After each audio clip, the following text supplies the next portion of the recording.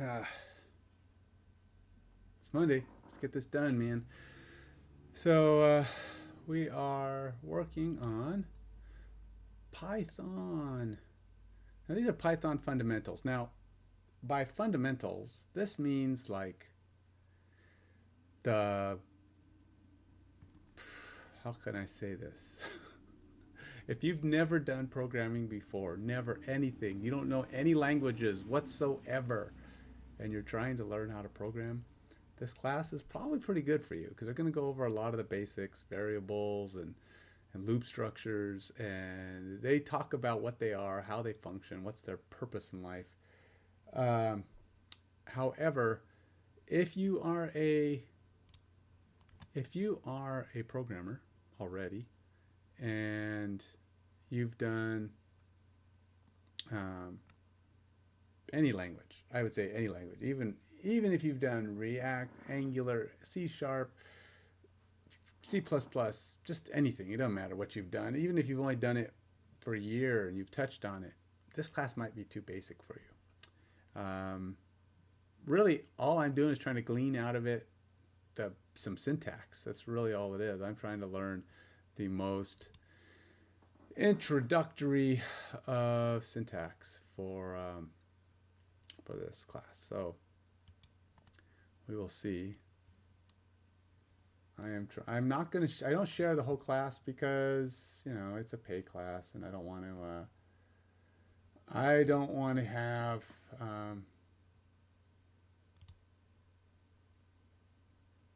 I don't want to put too many things out there that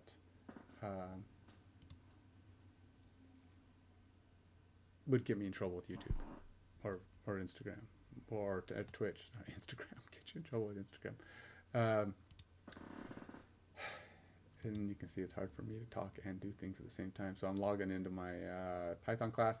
The only thing I've done so far, or I've done everything in this class. I've completed all the videos. I've completed all the quizzes.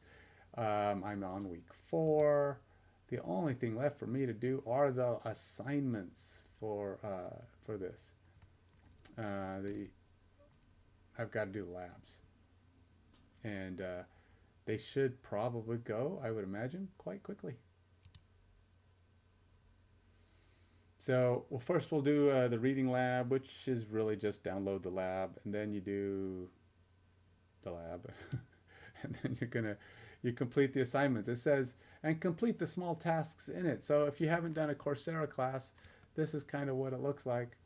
You've got, when you do the video, then you do this little thing that video based repetition. It's just talking about the different things you're doing, and then you do a quiz, and it just asks you, okay, well, what is the results of this? And it's so far they were like 5-question quizzes. They're super small, and they ask you, some more complex stuff. But the problem is these videos that are one thing and one thing only. This is continuations where we have break and continues. That's what a lot of these are. In fact, I think which one is it? Continue and break are the last ones. One of these is I think while loop and for each loops, and yeah, we're just gonna get through these. Then you do, and when it says reading assignment, the reading assignment is follow these instructions and download this thing. That's all it is. Now, don't get me wrong, that is not always the case. I have done another Coursera. I was doing an Angular one that actually probably had you do a little bit more than that. So you're going to have it be slightly different based on whatever it is that you've done before. So keep that in mind. Each class is going to be different. They're going to utilize these differently. I don't really subscribe to the way this one's doing it. I would say that this is just too basic. The fact that they only do, there was an entire section on just if then. And then your quiz and your assignment is 5 different if then statements. So it's, you can see like this is if else, if else. If else, and then that's your lab practice, but there's a number of other questions, and they just get more complicated. I'm just felt like it was a little too simple. I think it's meant to be it's to give you a sense of accomplishment, something you could get done in a night. They make it imply like it's a week, but you can get most of these things done in a single night if you're willing to throw an hour at it, a couple hours. If you're focusing, so like you're not trying to do a stream, you're gonna be able to get quite a bit done in a very short amount of time. So I think this Python fundamentals, if you've never done programming, you can whip right through it. I mean, I basically got it done in a week. It's 4 weeks. I got it done in a week, but that's also because I only spent an hour, hour and a half a day, which is kind of what they're saying. But they're saying it takes 4 weeks. I did all 4 of these assignments on Friday afternoon. Our classes, did all the videos, did all the quizzes, and now I just haven't done this part. So we're going to try and do that now. All right, what are the, did I drag it in? I don't see it.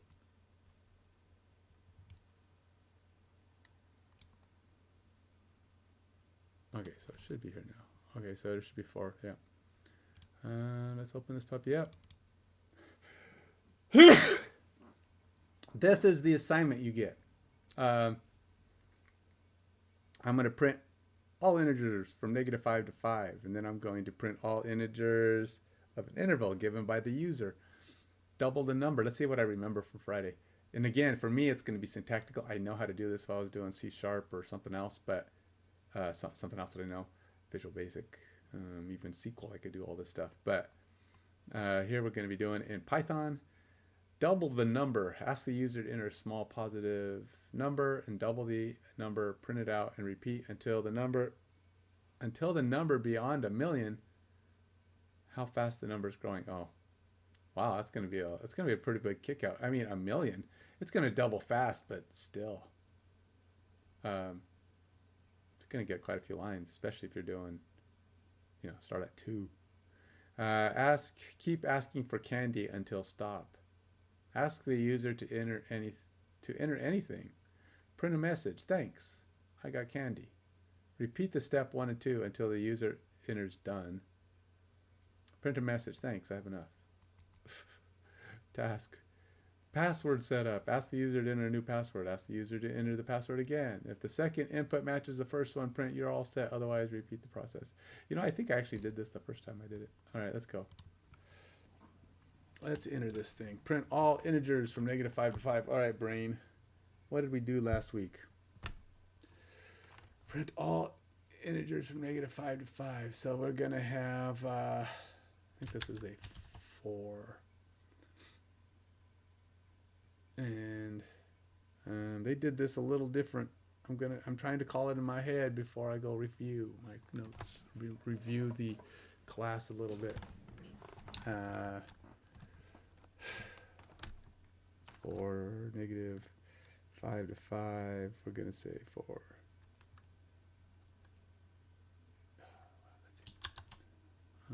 Whoops! Did it do negative? I don't think they did parens. It's like negative.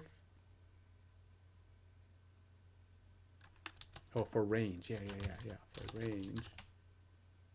And then we got to put in the start, -5. And then we're going to go 5. And we're going to increment 1.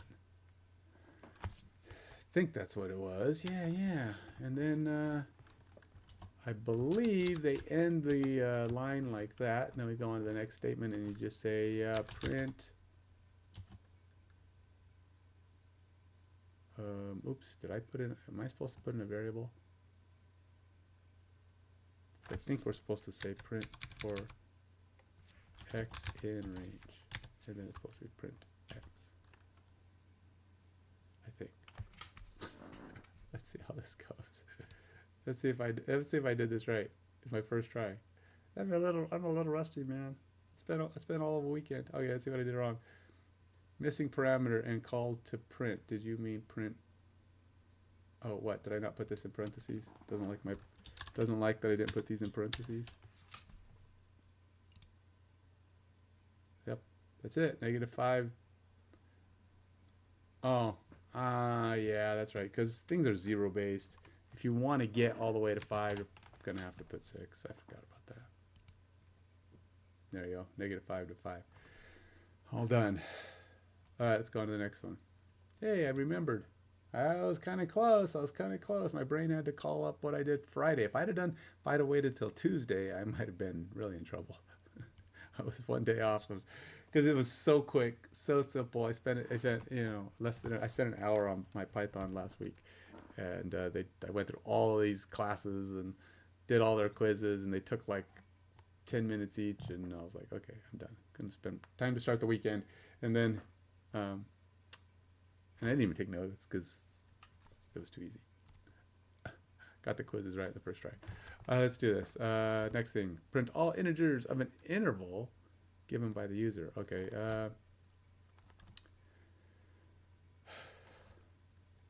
Let's see. Int. No. Let's see. Int. Sure. Interval. Print all integers of an interval. Ask the user to enter 2 integers and print all integers between, including them. Oh, okay. We'll just say first equals int float. No, int float. Int input. Give me a number. Please. Second equals input. Okay. Now give me a second number. And we'll just say for x. No, for sure. X equals range.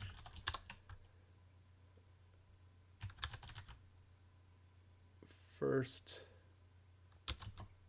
sec 1, and then we're gonna go including, so we got to do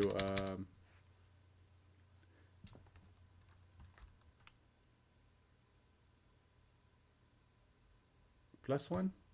Oops, for x in. Sorry, I got to put this in the right way.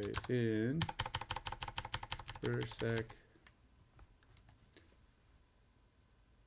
Now you're supposed to include the last number, but what if they give me a negative number to mess me up? All right, let's do this. Print all integers of an interval. Let's just say you want to do the lower number first. So lower equals min. Is min a Python function? We're gonna find out. First sec, and then we're gonna go and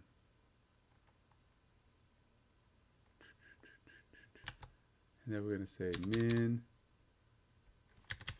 All right, if that's the case, then I should be doing a max, right? Max equals no, max higher equals max first sec. And we'll see if max is a word. I don't know. Again, I'm just guessing. I don't know what Python has for functions. And then we're going to say lower. Oops. If I'm going to do that, I got to go capital here. Lower. Higher.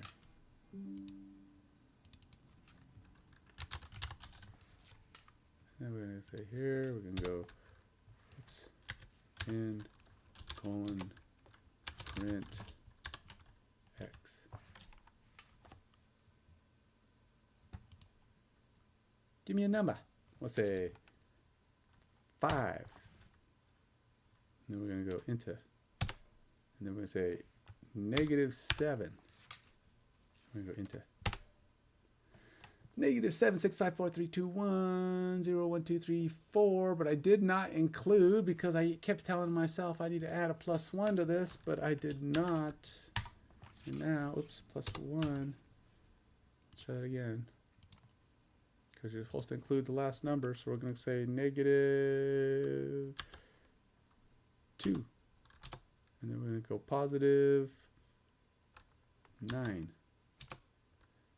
Including 9. We did it. All right, let's go the other way. Let's see if my my flip-flops work.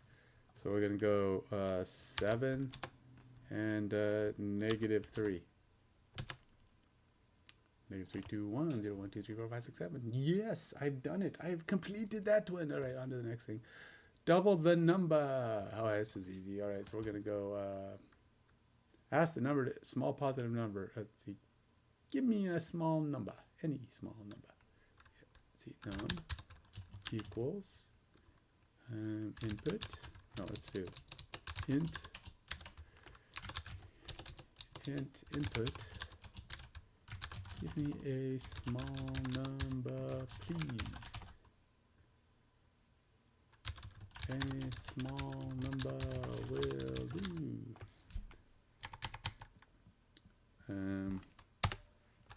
And then we're going to say, I'm going to do this because I want this to be positive. Num equals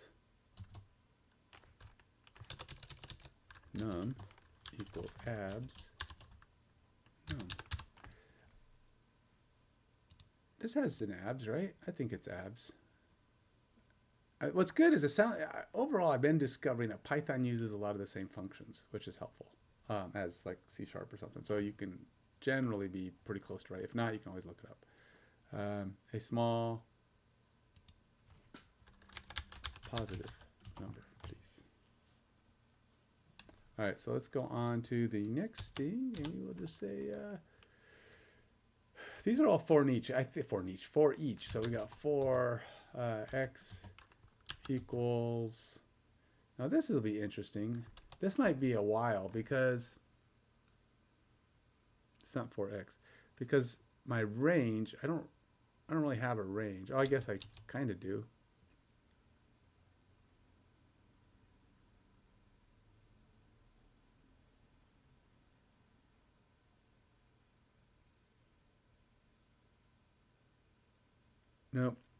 Nope, let's do this.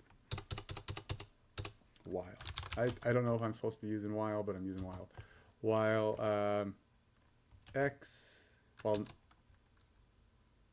num is less than $1 million. We'll say equal to, less than or equal to. And then we're going to go here. Oops, I got to go back and hit colon. Then we're going to go here. I like it actually does the indent for you. That's kind of interesting. And if you don't put it at a colon, it's like, oh, you're doing something new. So it goes to the first line. That's good. I got to get these Python indentations correct. Okay, so we're going to say num, or let's say print num. And then we're going to say num equals num times 2.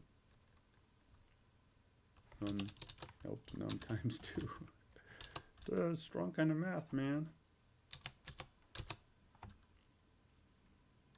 And we're just going to go around and round and round we go. Yeah, let's do it. Let's see how long this takes. Enter a small positive number. Let's go with the worst possible scenario. 2. Yikes. Oh, that doubled pretty fast. So, yeah. 2, 4, 8, 16, 32, 64. That's pretty fast. You get to 1 million pretty dang fast doubling up. I guess for some reason I thought it'd be like 30 numbers or something. I didn't think it would just be that. Let's try it again. We know it's going to get there a lot faster if you pick bigger numbers, but let's say 7. We got to 917. Slightly less, but 14, 28, 56, 112. Yeah, we're good. On to the next one. Task. Keep asking for candy until stop. Kidoki. While request not equal to done. Oh, not equal to. I guess they don't use not equal in this. That is a different thing, I guess. I should probably ask. You can put it in, but since it's a variable, you got to set it first. So let's get us a baseline equals.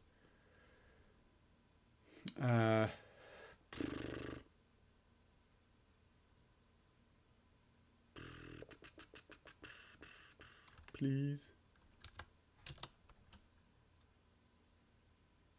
print a message. Ask the user to enter anything.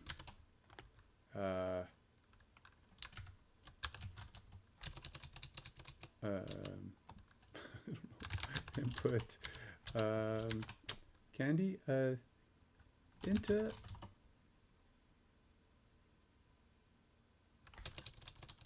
how about this? Can I have some candy?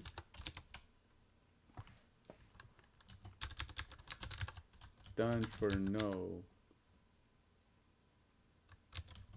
Too big. Meanie? Meanie.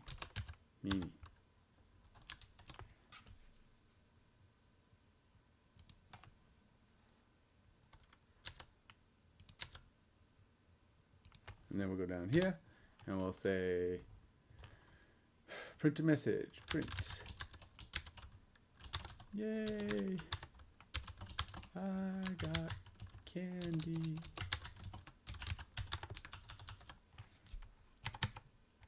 Then we go down here and we'll say input.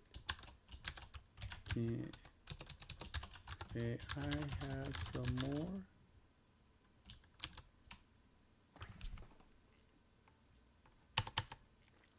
And then we'll go down here and we'll say, now I don't think this one is supposed to be a break continue. You're supposed to go until somebody says done. And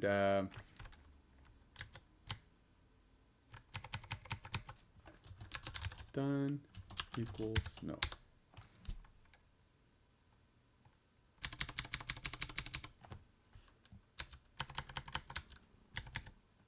And then we're going to go down here and we're going to say print thanks.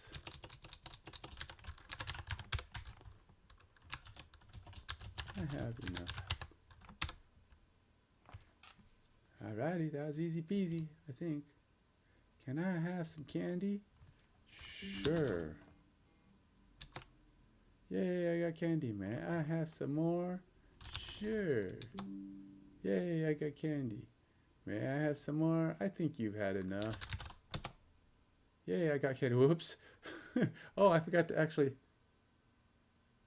While rec is not equal to done. What did I do? Did I type done? Whoops. Oh. Wait a minute. I said done. How come rec? Oh, I know what I did. Never mind. I forgot to set my variable. I forgot to set my variable. Let's try that again. I'll say sure. I don't want to be a big meanie. And then I say, okay, now you've had enough.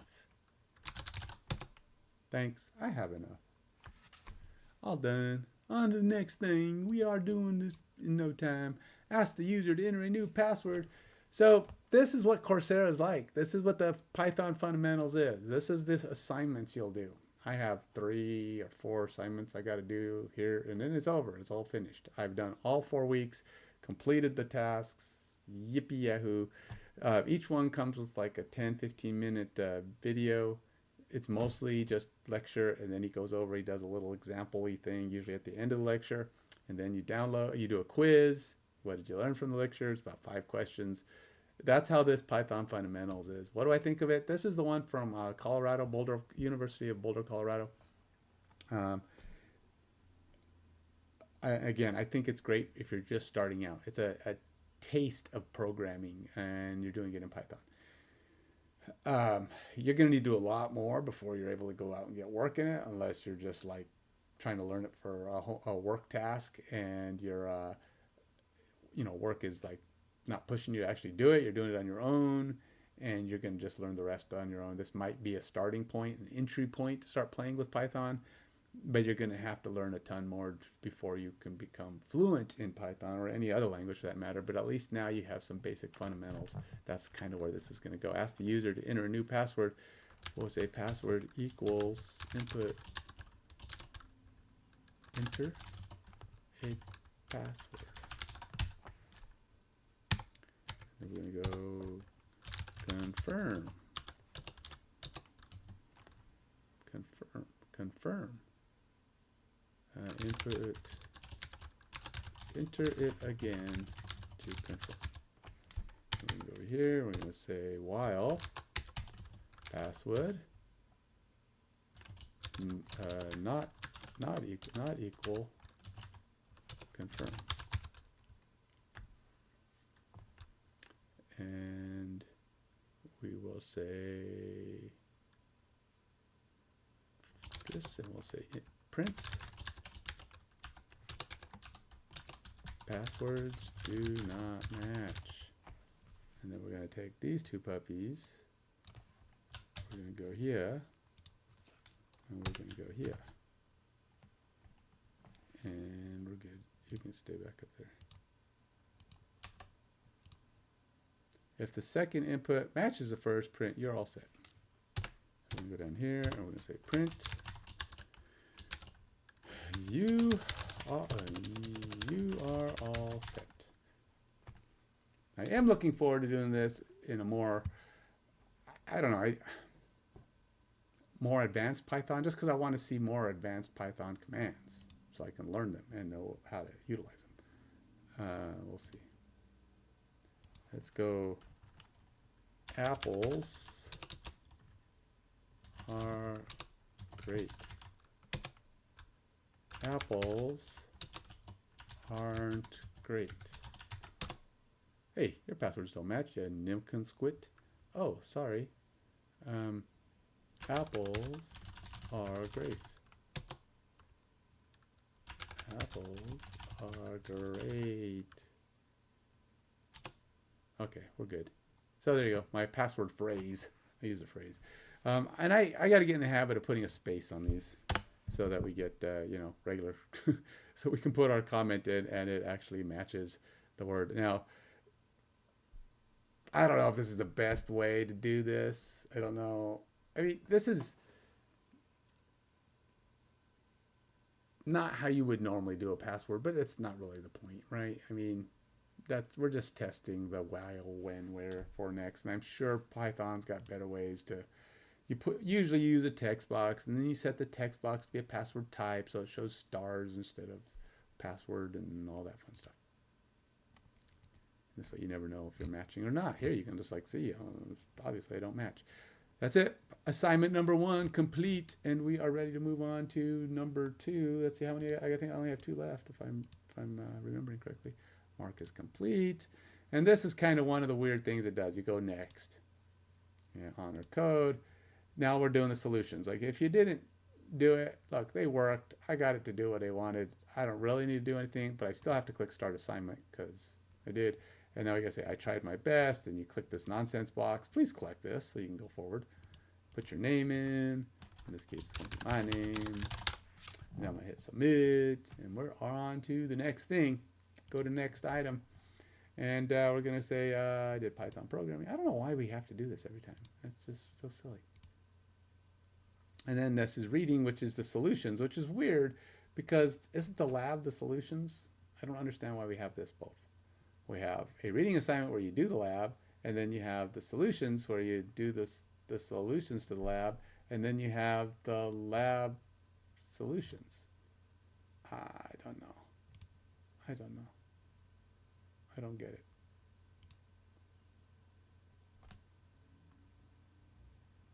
Oh, maybe I did that wrong. Okay, maybe. Oh, okay, so it was reading is the lab, quiz is not actually getting the solutions, and then it's just confirming that you tried and blah blah blah. Then you get the solutions. Never mind. We'll go on to the next thing. All right, so we did this. I already read that. Same thing. Lab followed by quiz followed by solutions, and the quiz is just you're being honor coded. So this is the only piece of work here left. So we're gonna do this. Probably 5 more questions this time off of whatever we did on that one, which was count-based repetitions. I don't even remember what that one was. Guess we'll see in a minute. So we're gonna open it up. We're gonna expand it, and then it's gonna be here. And now we're on lab 2 of section 4. We're gonna go to close this for now, and we're gonna go back to here. Oh, I guess I already had.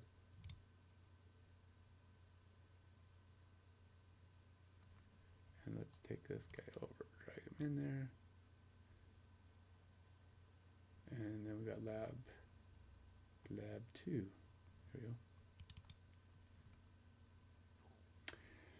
So it can be a little mediocre. We got 4, but these are going to be a lot of the same things. Look, print all even numbers, print all numbers divided by 5, print all integers 5 to 5, print all integers of an interval given by the user. Wait, didn't I just do that one? I feel like I just did that one. Didn't I just do that one? This lab is about repetition for loops. Are you ready? Get started. Wait. No, this is even numbers to 20. I don't remember doing that. 5 to 100. Okay. It just feels so repetitive. Print all even numbers. Oh, yeah. I think you're kind of reviewing, in a sense, you kind of review previous things, right? So while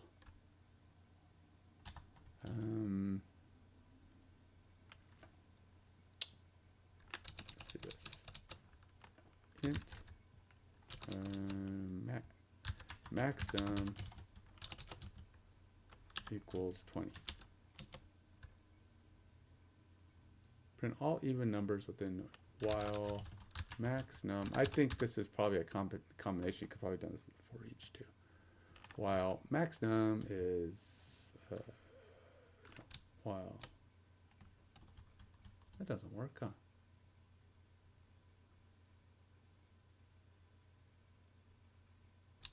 Say max num equals 0. And we're going to say n, we'll say, there we go, wow. Max num is equal to or less than 20.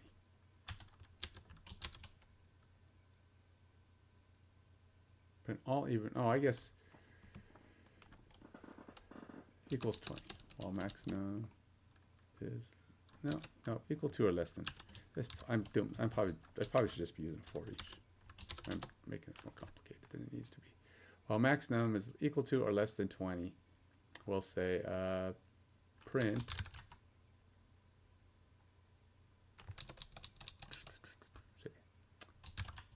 max num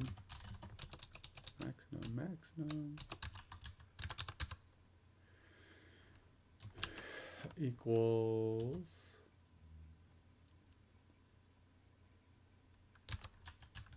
max num plus 1. And then we're going to say if max num ampersand 2 equals 0,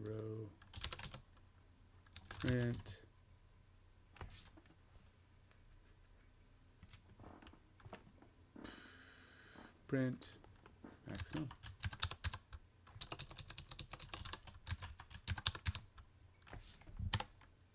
Is that it? Is that all I have to do?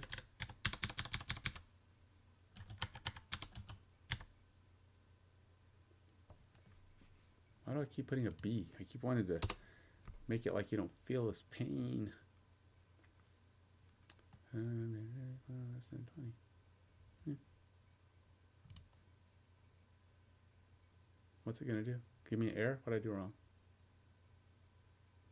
Oh, did I put these backwards? It's less than or equal to. Uh-oh. What did I do wrong? Cannot assign to expression here. Maybe you meant equals? Oh, yeah, I probably meant equals. I probably meant double equals.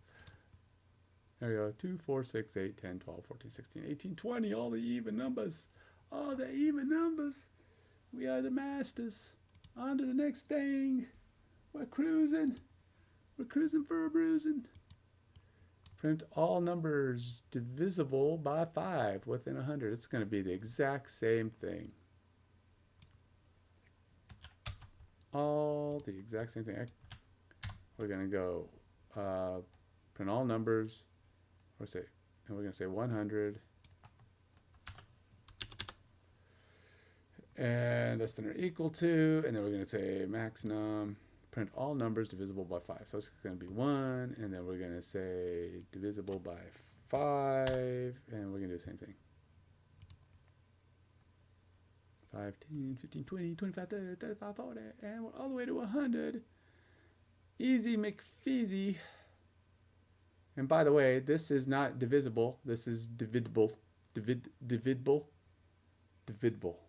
I mean, we're missing. We got wrong letters. We got missing letters. This is about as bad as spelling as it gets. Print all numbers divisible by 5. Now, hopefully a person can look at that and go, I don't know what divisible is, but I'm assuming it's divisible. So I'm going with divisible on the off chance that it's, that's what it is. If, however, I was supposed to go to Google and look up divisible, probably means something totally different. Means a 5 can fit in there. I don't know what it means.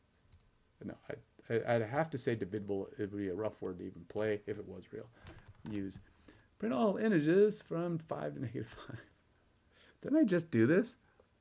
I mean, I did this exact same thing with a for next loop earlier. All right, so we're just going to say for x in range. This is the exact same thing I just did. So we're going to go -5 to 6, 0. No, I don't even need that because we're just going to go 1. 1 is the default. So if you go -5, 6, it will do 1 anyway, if I remember correctly. I'm going to say print x. I mean, that's like all it is, man. Print all integers from -5 to 5. So yeah, let's do it. There you go, -5 to 5. All integers printed. Done and done it. All right. I don't know what that one was supposed to be. What was so weird about it? I guess we're just doing counters. Print all integers of an interval given by the user. I see, this is the exact same thing we did in the first one. It's like we're just doing it again. The guy ran out of ideas.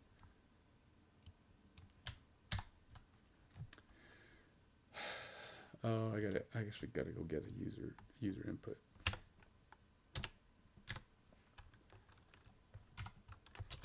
Oh, and I gotta ask the user to enter 2 integers. Yeah.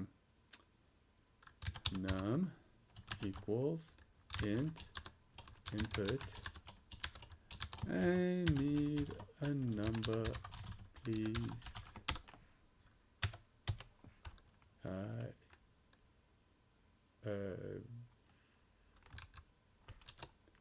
Ask the enter and print all integers between. Num2 equals int input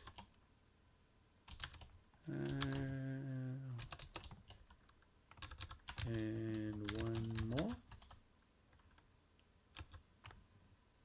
Let's put a space in there. Let's actually be unique and actually have it look better. So I'm going to do the same thing. We're going to say hi equals max int or max num comma num2, just in case they try to trick me with a negative number. And min low equals min num2. So again, I'm doing stuff. Max and min are not part of this class, but they are Python functions apparently, and we're gonna go high, and it just allows you to kind of make this easier. Oops, I'm doing that wrong. It's gonna be low, high, +1 because that's how these ranges work. I don't have to put a 1 in there though because I'm doing intervals of 1. Ask the user to enter 2 integers and print all integers between them, including them, which this should do. And then we're going to print x. So let's go. We're going to say 14. And then we're going to say -3. And there we go. -3 and 14. All done. We're in there. I don't think I need to test that anymore. We are finished with assignment number 2. Ha, ha, ha. On to the next. Mark is completed. We will do. And then we're going to go on to our silly thing here. Go to the next. And it says start assignment for unlocking. The assignment here is to unlock your solutions. And then we're going to go, yes, I tried my best. And then click this button because we don't know how to do this without 2 clicks of a button. I don't know. I go to next. And then we're going to programming principles. I don't know why we're doing this. I don't know why this question comes up all the time. And this is get your solutions, but of course I don't need them because we know it worked. We know it worked. Let's just go on to the next item. And we've already finished this one. We're on to the next assignment. This is it. This is the end of it, man. Assignment number 3. 3 is all finished, or all is the end of this show. And then we're on to the new thing. I'm going to go finish GraphQL after this, which I have to finish. It's not much on that one either. It's a pretty small, small one. And we will get that done. And then after we get GraphQL finished, we'll have to pick something new to do. I've been looking at, I want to do more advanced Python, which I should probably look into. I was even trying to think about looking into something like Windows APIs or web APIs. I haven't done a lot of them, but I know the ones we had set up at my last job were, they were a convoluted mess. So maybe I just need to spend some time with it. I mean, they just seem like they were weird. Overly complicated. You know, to be honest, Azure is overly complicated. So says me. I mean, it is weird as heck. So here, let's go do my assignment. It's kind of weird. This is actually an assignment. The other ones were labs, which weren't assignments. So I don't know. Maybe you have 1 assignment per, and this is an assignment. I don't know what the difference is. It's basically the lab. Welcome to our last assignment.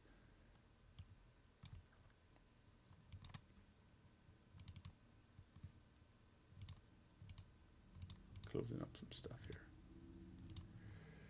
All right, let's go. Let's do the last assignment. The same thing. I mean, it's just the lab, except now they're calling it assignment. I don't know why or what the purpose is, but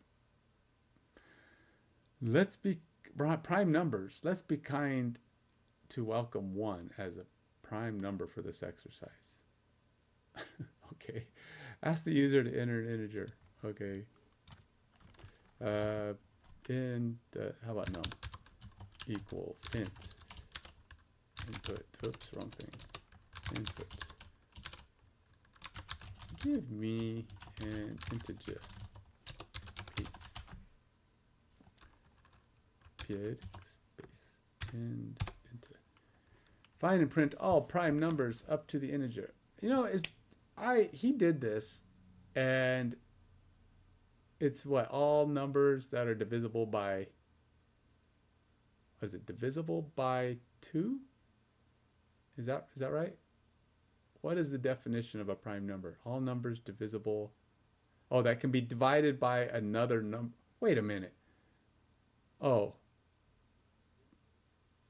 1, they can, oh, that's right. That's every number that cannot be divided by any number other than 1. That's right. So it's while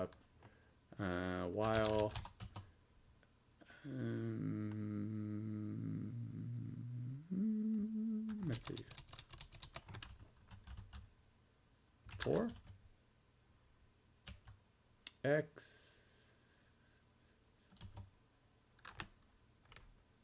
in range of no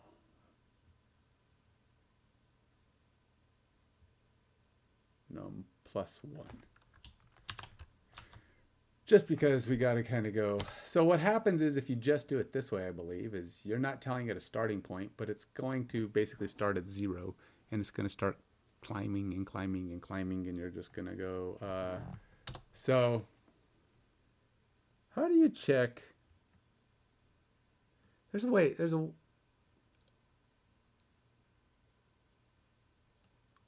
I mean, I guess.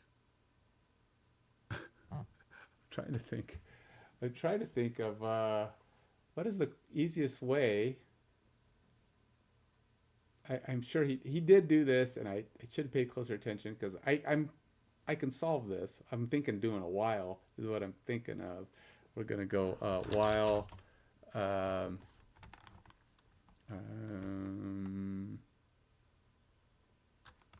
they don't do untils. Is there an until? I know there isn't. Until is not a thing. It's while, and then the until is the condition. So you're just putting in the condition. While, but the thing is, it's going to fail.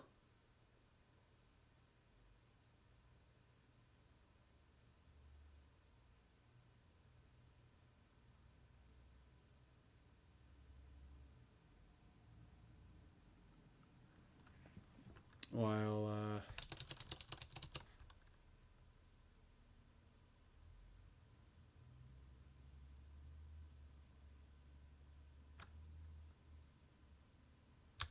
all right, let's try this. If x percent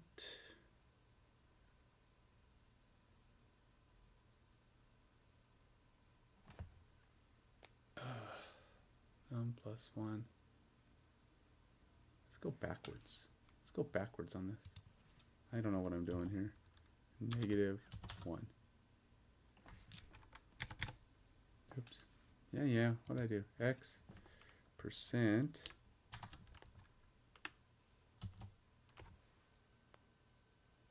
X percent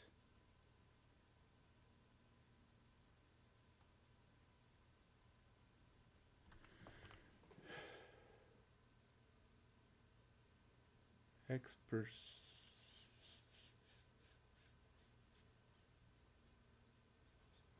How about this?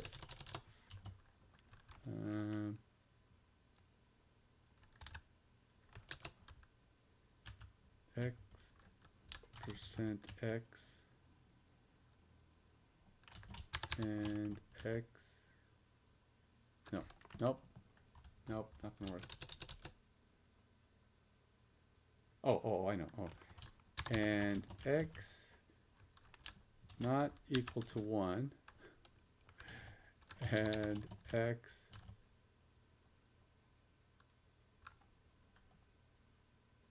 no, this is totally wrong, but I'm getting myself there. Not equal to no. Okay, so I think what I need to do. So what this is saying is if X percent X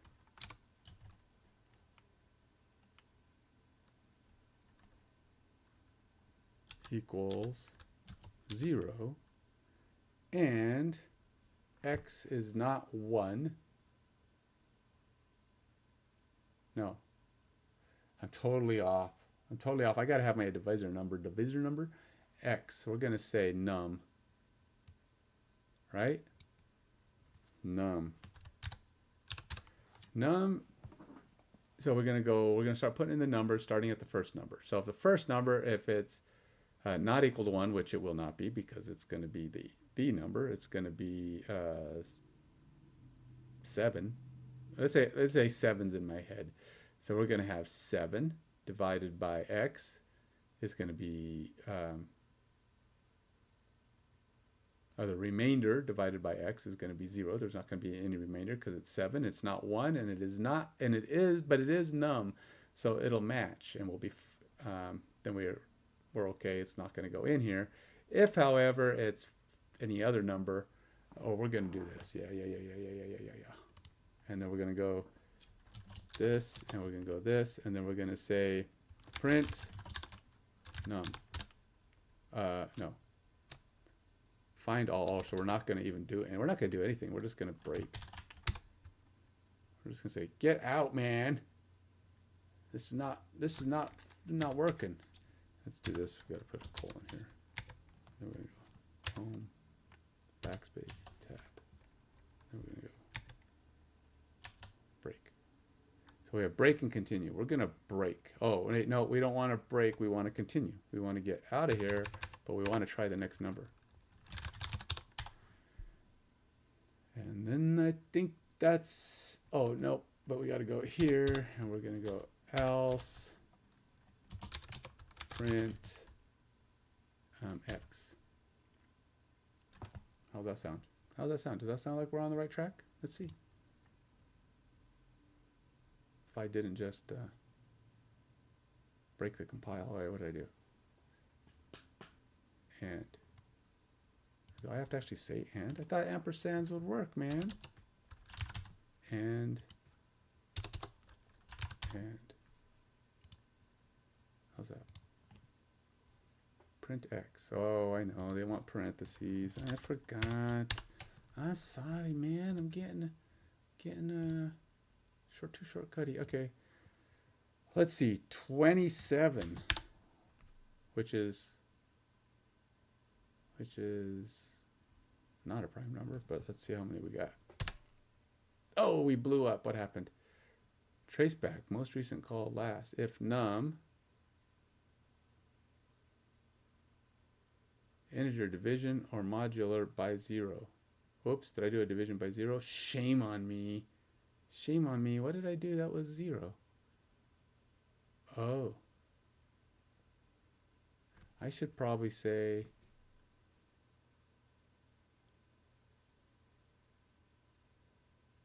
I think we want to start at num plus 1, and then I have to say going back to 1.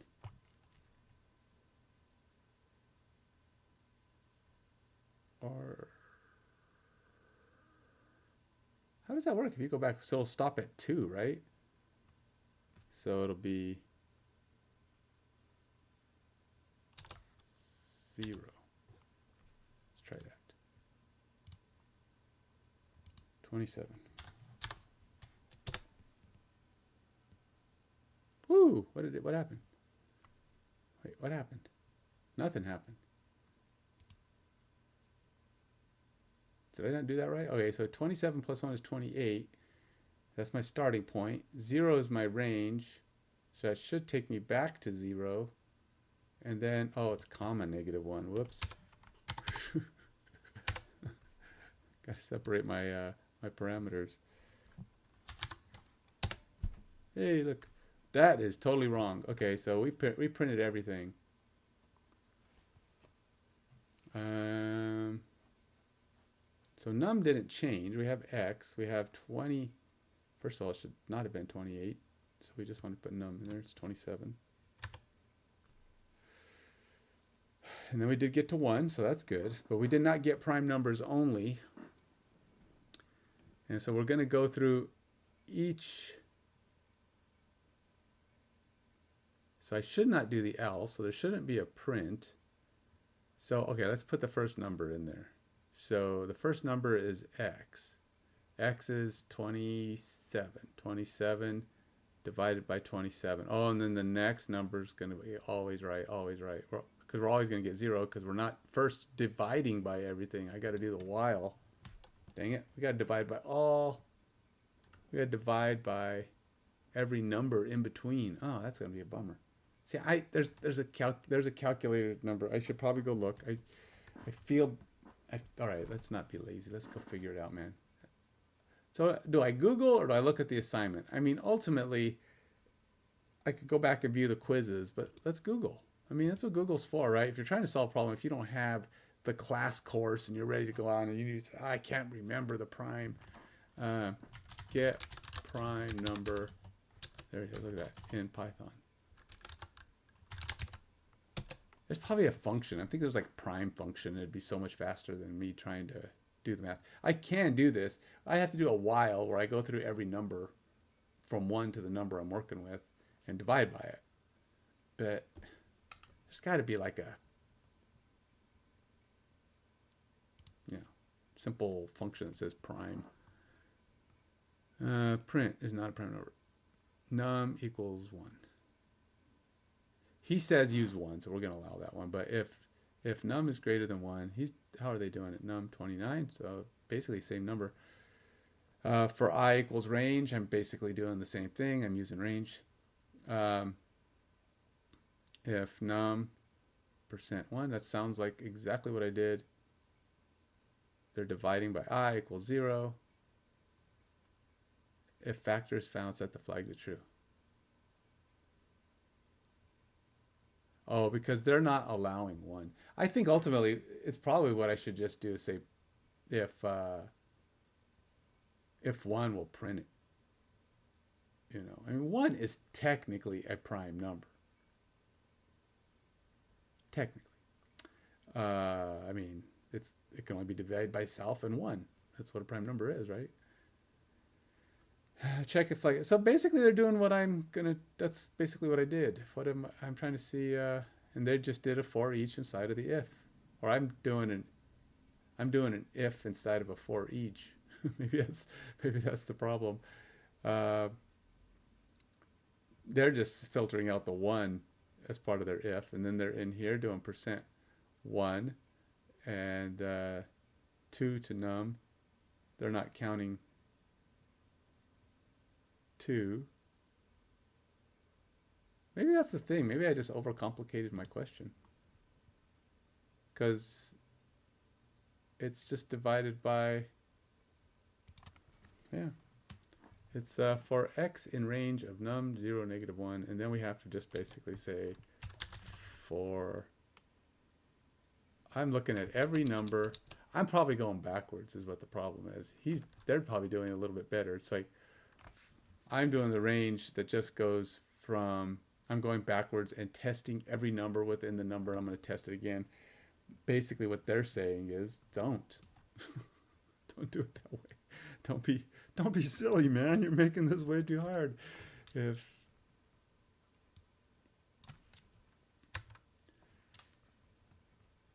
I'm actually going backwards on it. If num divided by x is 0, so we're going to go down every number, but we're not going to print them unless it's prime. So we want it to be 0. If it's 0, print it. Print x. That's just easier, right? If it is 0, right?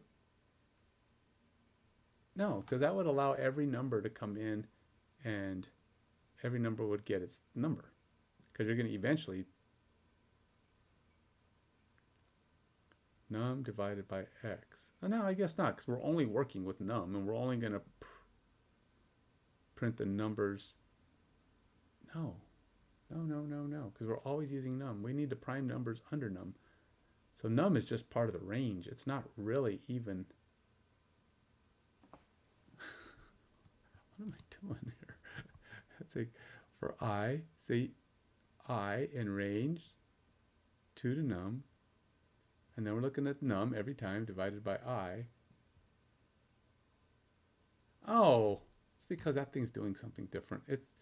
You put in a number, it's telling you if your number is prime. That's why it's different from me. Don't try to solve. You got to have the right, if you're going to get help, Ken, get it from something that matches what you're doing.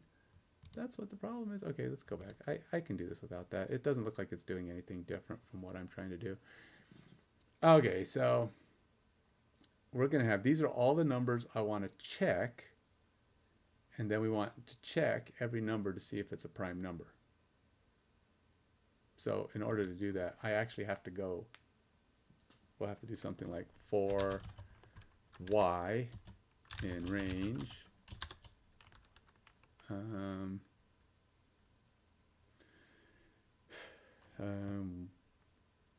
1, because we are doing 1, says use the number 1 to x, right?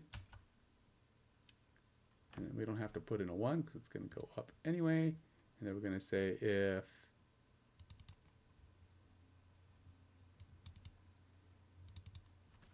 x% y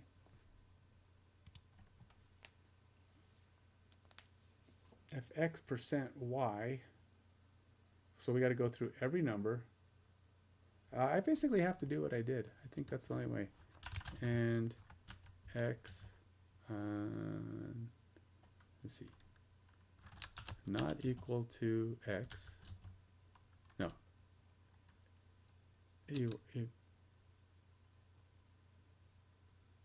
X not equal to x, and x not equal to 0, no, not x not equal to 1, right? Well, 1 is okay because we're allowing x to be, we're allowing, oh, x, oh, and yeah, because we're doing, if it's a 1, it's valid, so we're not gonna skip out. That's what the thing is. Okay, so it's, and y not equal to 1, and then we're gonna say continue, and then we're gonna say else, print, and we're gonna print x, and then we're gonna spell this correctly, and we're gonna go put a colon up here. Let's see if I got any closer this time, because last time this extra loop. Oh yeah, now I gotta print, indent all this. Can I select? Well, is this smart enough to do a group? Oh, it is. Okay, it does it. All right, let's see what that does. Say 27 again. Holy McMullions! Well, we did get different numbers, or did we? 27, 26. No, we did not. I just duplicated my numbers. So continuing didn't do it because we got every number in the range. That's right. That's not going to work. But we, why did I? Oh, so I went for every number, but I still printed every number. So I'm still doing something wrong. I'm overthinking this. I know I am.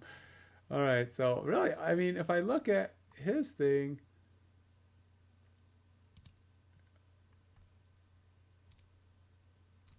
see, they're just looking as if a number is prime, but it's the same math, right? It's just per number set. So if I'm looking at every number and I'm not looking at that, it's for 1 in range, I did that. Plus 1. If num, it's not a prime number if we have anything left over, but they're looking at every number in the range. That's what I'm doing. So it's not a prime number if every number in the range, and then break, print. Num is a prime number. So they're going to break and just get out, or I want to do continue, which means go back into the loop and do it again. But we want to break out of the, well, because we're in an if. I don't think the if has a break. So we're fine. This is exactly what I'm doing, right? But we got to do it for every number. For 1, it's range 2 to num plus 1. If num is divisible by any number between 2 and... Oh, that's true. I didn't even think about that. You just don't look at the ones and don't look at the 2 numbers that matter. Huh. That's true. Let's do that. I'll just say for x in range, no, my second one here, 2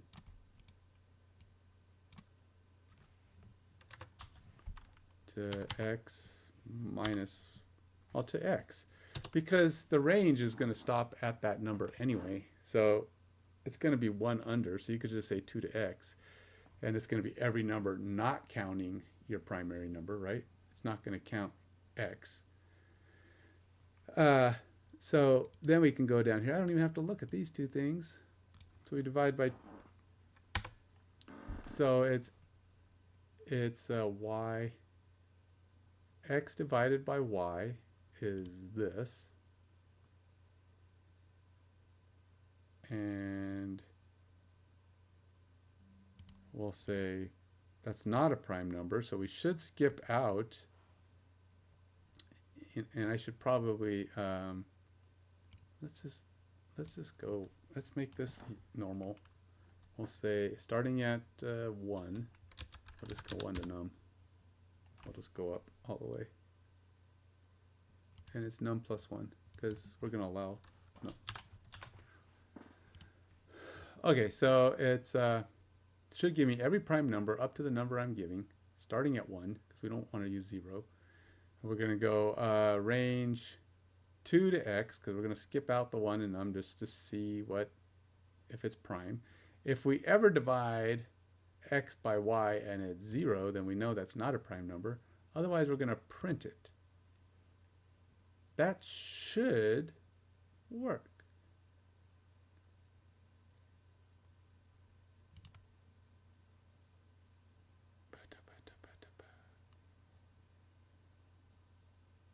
Oh.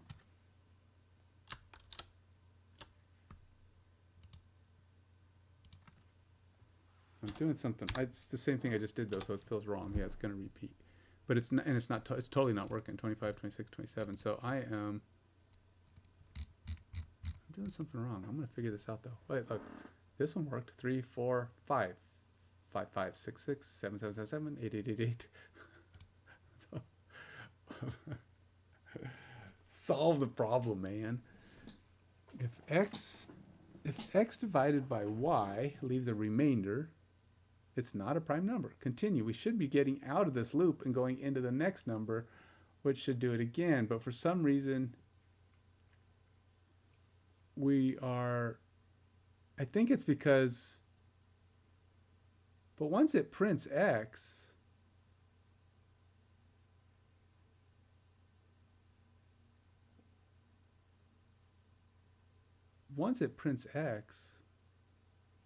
well, maybe I need to hit continue again. No, because we got to go through every single number to make sure none of them divide in. But that, actually, you know what? We could probably just go like this. If everything works normal, continue should get us out of, right?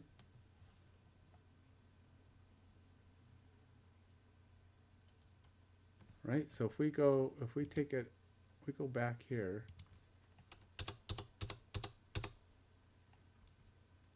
and then we go back here, continue will say keep trying, right? So we're gonna, no, but as soon as we hit out, I think I need to set a variable and say, because we got to go to the next number in x, not the next number in y. Because here, if we hit it on any of these, we don't want to go to the next item here. We want to break from here. That's what we want to do. And we want to set a variable. We're just going to go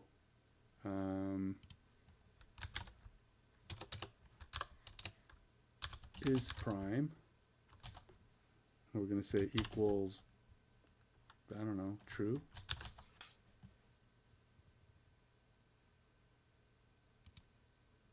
And then we're going to go down here and we're going to say is prime equals false. And then we're going to break. And then we're going to go down here. And once we get out, we're going to say if is prime, we're going to print x. And then else, and then we're going to come back here and we're going to say else reset is prime equals true.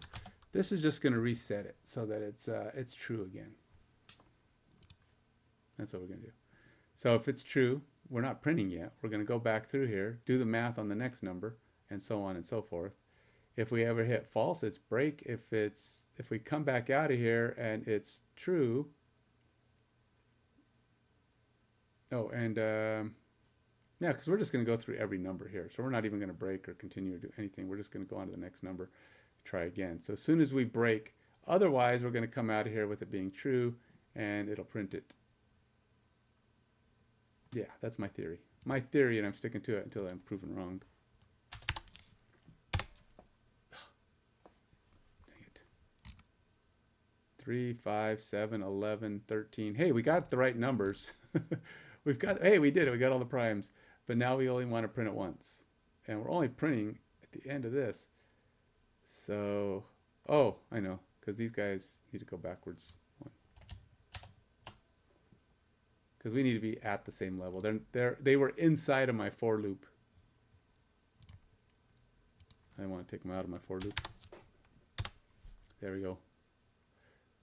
1, 2, 3, 5, 7, 11, 13, 19, 23. We did it. Yes, we are the masters. And it's because he said to include the number 1. So we did. 1, 2, 3, 5, 7, 11. So those are my prime numbers for my range. Let's do it again. Let's pick another number. We'll pick 34. There you go. 1, 2, 3, 5, 7, 11, 13, 17, 19, 23, 29, 31. All of our prime numbers are done. Class is finished. Throw your hat up in the air. You've graduated from Python fundamentals, Ken. Yoo-hoo! You have... Oh, wait a minute. Wait, never mind. There's more questions. I was excited about that one being done. And that was only my first one. I'm getting ahead of the game, man. Okay, simple gradebook. You are going to program a simple gradebook. Ask the user to enter the number of students in class. I'm getting ahead of myself. Let's go back and finish the answers. Let's do this. This will probably be easier because prime numbers were just a little bit trickier because I hadn't done that before. You're going to program a simple gradebook. Ask the number of students. Kiddos. How about this? Num kiddos equals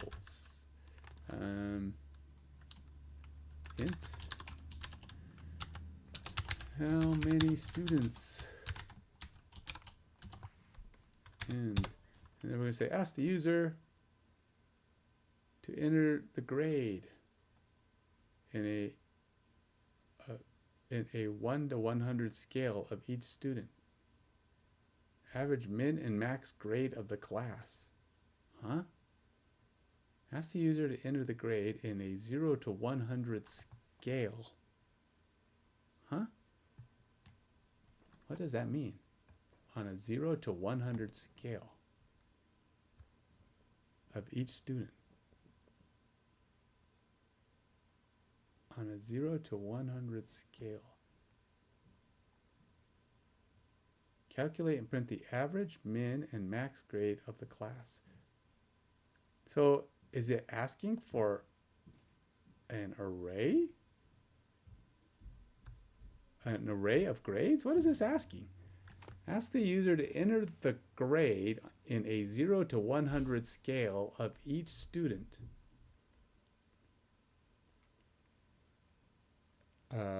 Okay. Will an input accept an array? I don't think it accepts an array. It always does a string. So I don't know what they're talking about. Do I have to enter every student? Ask the user to enter the number of students in a class. Ask the user to enter the grade in a 0 to 100 scale. Enter the grade of each student. So are we splitting?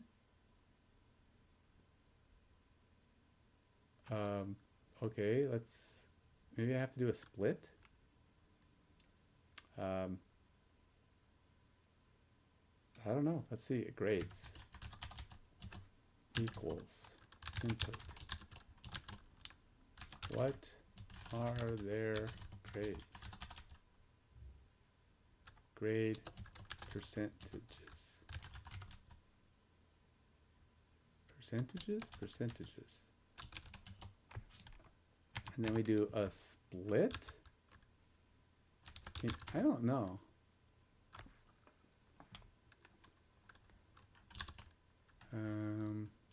Comma.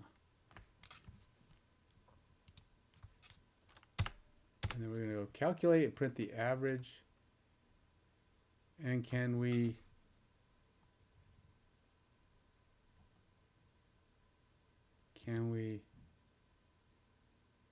turn these into an array? Can we turn these into array? Close. I don't know. This one I may have to look up. I don't know the answer to this because I don't know. I'm not quite sure what he's saying. He's just getting all of their grades in a 0 to 100 grade, and then we're gonna go print min grades.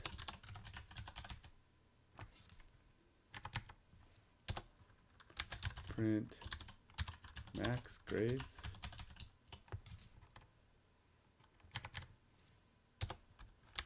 Print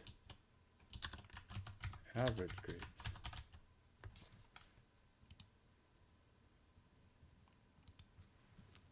So average did not come out as a thing. So is it average? Nope. Can't. Doesn't like that.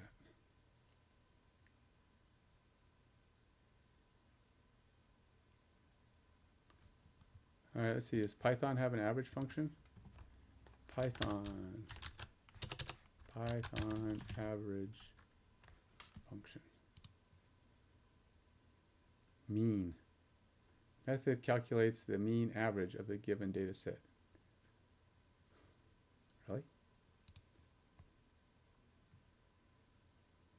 Mean. Statistics.mean. To be honest, this isn't going to work because I don't think you can do an array off of an input. Statistics.mean. Statistics.mean. It doesn't like that. Is that supposed to be a function? A capital? Do I not know how to spell? That's also a possibility. Oh, import statistics. I don't want to import statistics. How to find an average of a list in Python? Come on. It's got to be a simple function like average.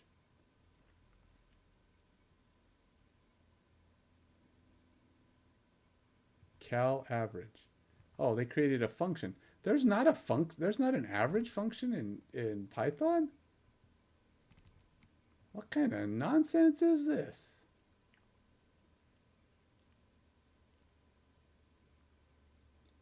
I mean, I could add them all up and count the number of students, I suppose. That's probably why we asked for the number of students. So, I guess there's that. Where was I? Where's my test? All right, so I guess that's why we have to do that. All right, so we're going to say print sum grades. This is not going to work, but divided by num kiddos. Okay, so oops, that's one word.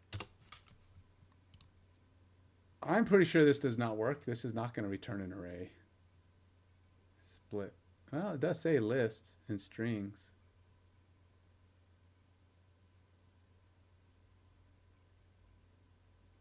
So maybe. Probably going to blow up. I don't think you can do this. Yeah, I didn't think so.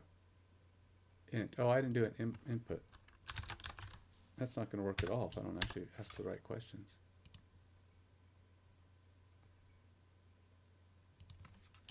There we go. Let's try this again.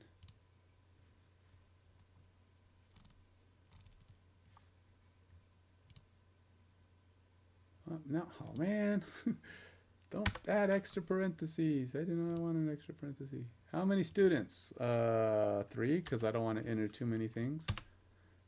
What are their grade percentages? They did pretty good. They were, you know, we got a 76 and a 85, and we had one overachiever at 99. There. Let's actually go with 100. Perfected his grade.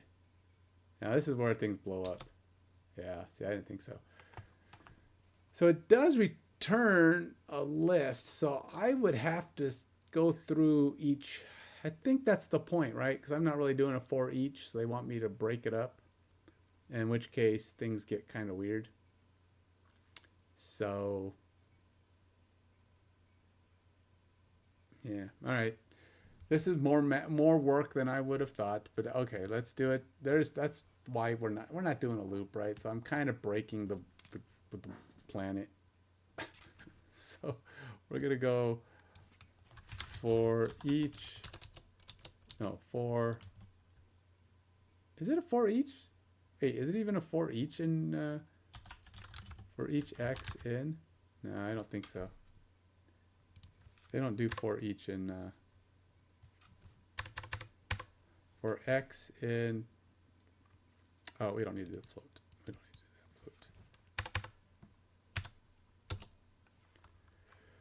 float. Now we're gonna do this. Oops. Now, assuming it's not gonna have conniption, we're gonna say min low grade equals min x comma low grade.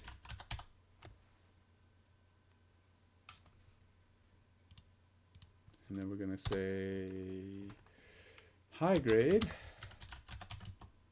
equals max x comma high grade. And then we're going to say average. We're gonna do sum total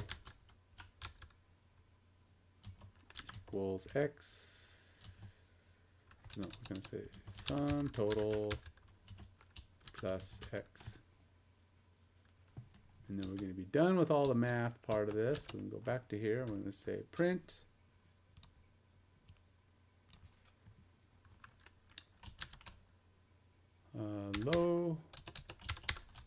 lowest grade is comma low grade.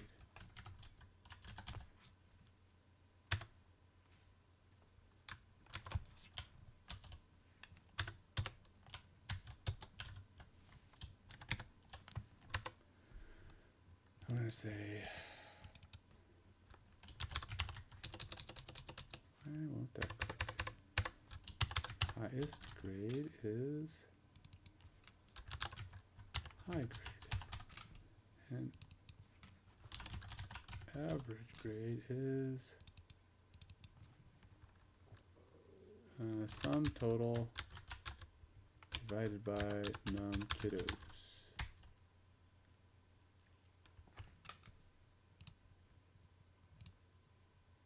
And we're going to say 5. And then we're going to say, oh, we had a 75, and we had an 87, and we had a 82, and we had a 93 and a 100.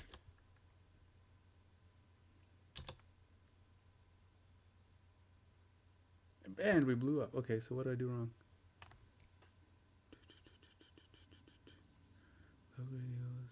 Is this because I didn't initialize low grade?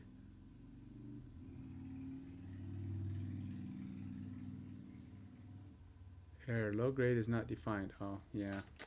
I have to initialize these. Low. I was hoping it would just auto low grade. Auto initialize, but I guess not. High grade equals 0, and that's it. Oh, sum total equals 0. Try it again. We'll start with 3 numbers again, just because we're gonna go. We had a 76, 100, and a 95. Oops, did that wrong. Yeah. I entered the wrong value. That wasn't, I know, I gotta say how many students there was, 3. And then what are their grade percentages? We had 79, 93, and 87. Yep, the kid who had 100 failed. He had a bad year.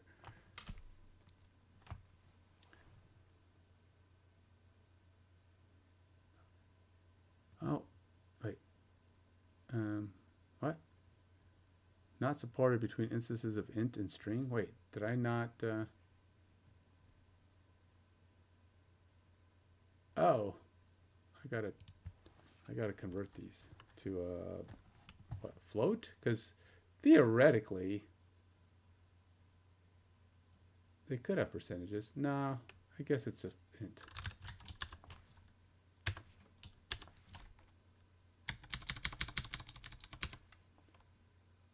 I would have thought they automatically. Oh, that's the problem. Never mind. I'm doing the wrong thing.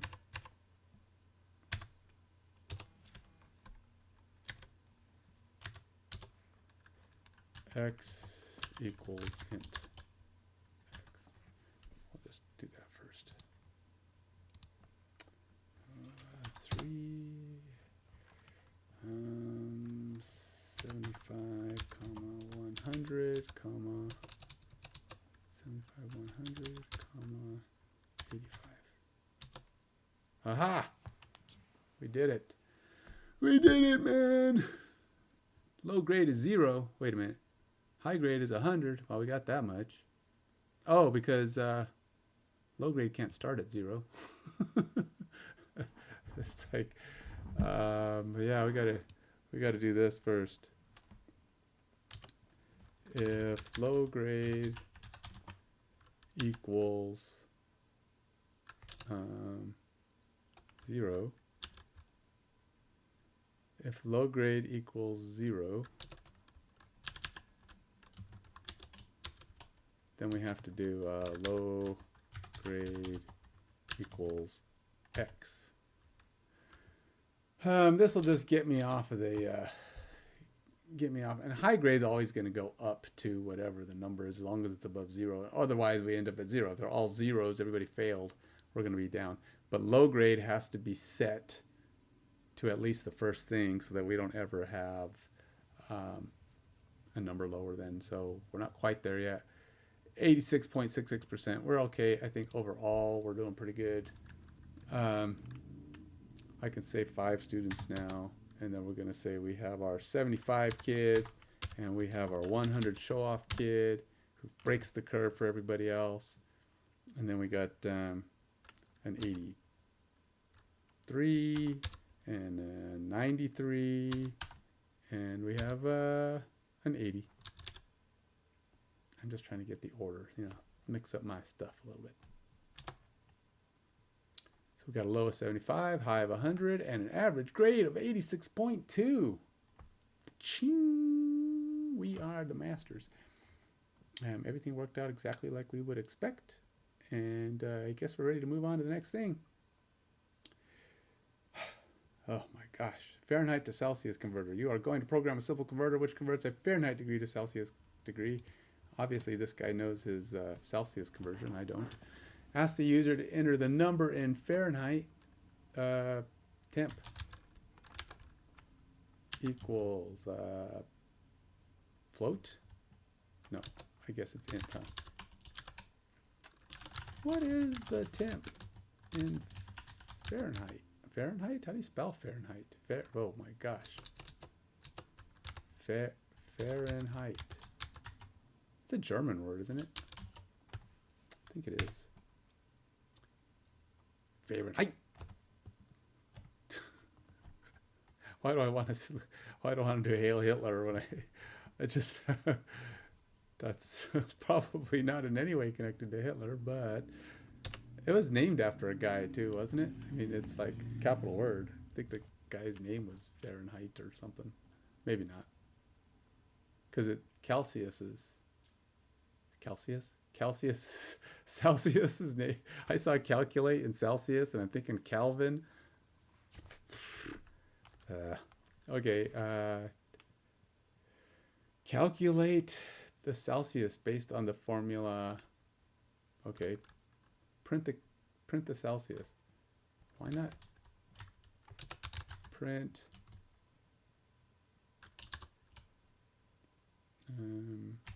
F? Why is that show? Why does that pop up? That's annoying. Print F minus 32.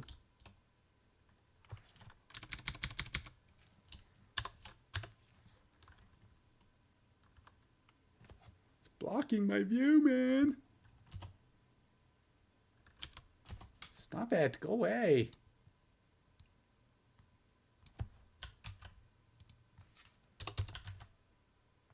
All right.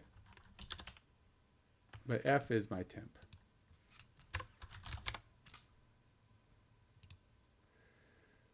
Oddly enough, what does this have to do with loops? Ask the user to enter the number of Fahrenheit. Enter stop to quit the program. Calculate the Celsius based on the formula. Oh, that's because they're gonna keep asking you. So it's like while temp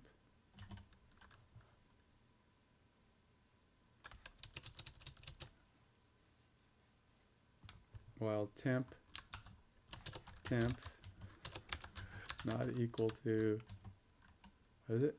Stop.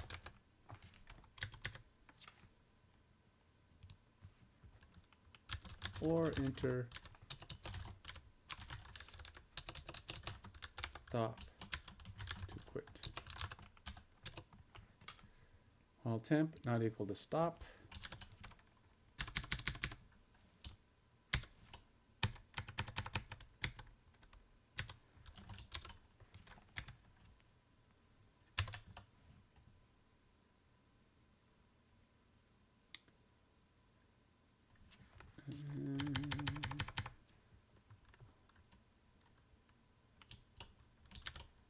The Celsius equivalent is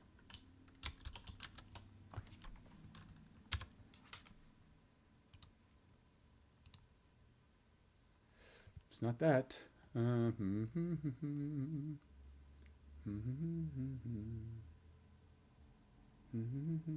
I can't do that. Input. Let's do that. We'll get my number, and then we're going to go stop, and then we're going to go over here, and we're going to change this. We're going to go int. I'll just do that. Let's try it again. Let's see, it's 17 degrees outside, man. It's cold. Holy moly. I should probably stop that. Yeah, that wasn't quite what I was aiming for. So we did not give them a chance to enter a new value. That would probably be a problem. We're gonna go here, and then we're gonna say input. Give me another Fahrenheit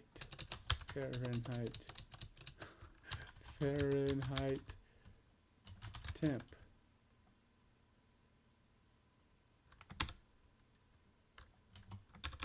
Or enter stop.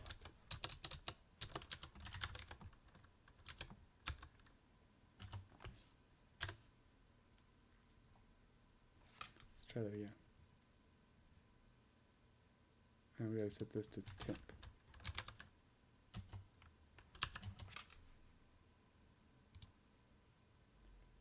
All right, let's try that again. 17. Celsius is negative 8.33 degrees. I could probably put that in as an int, or something else. Give me another Fahrenheit temp. Let's go with 97. 36. Give me another. So there you go, man. We can stop this puppy. Let's go to, we'll say, what is today's temp? Right now, the temp around here is a nice whopping 60 degrees. 15 degrees Celsius. Is that right? Who knows our Celsius? Feels right. I mean, Because 100 degrees Celsius is what? 200 degrees, 200, isn't it boiling temperature? It's based on boiling temperature, right? So it's, what is it, 224 degrees or something like that for boiling water. So, yeah, let's enter stop. Let's get our tushkas out of here. And we're done. Didn't ask to enter anything for stop, so yeah, I could have probably rounded this or just put the integer and chopped it off. It doesn't say return an integer, so I didn't. But you can, I would have got rid of all these decimals because whoever does Fahrenheit and temperature and temperatures in Fahrenheit. Let's print. Let's print the int of this too.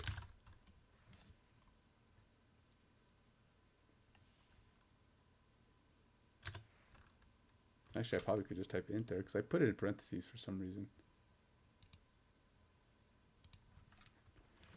60. Oops. Nope. That didn't round. Why didn't the int chop it off? Int.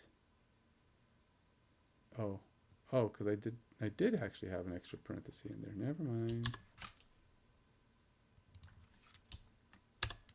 Now we can do it.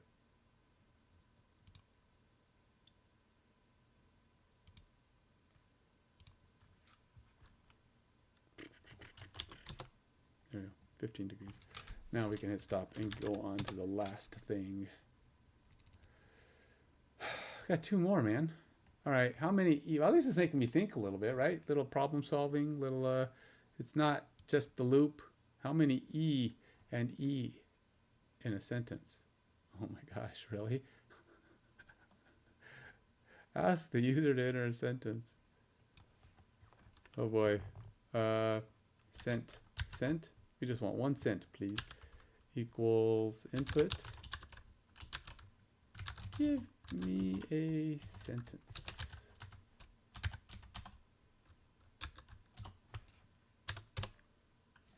And we're just going to say, you can use a for loop to iterate all the characters in a string, such as for C in sentence, then compare C with E and E. This is funny. For each letter in, and then we're going to say cent dot split. Wait, what would be the split? Oh, you can't. How would you do that? Oh man, so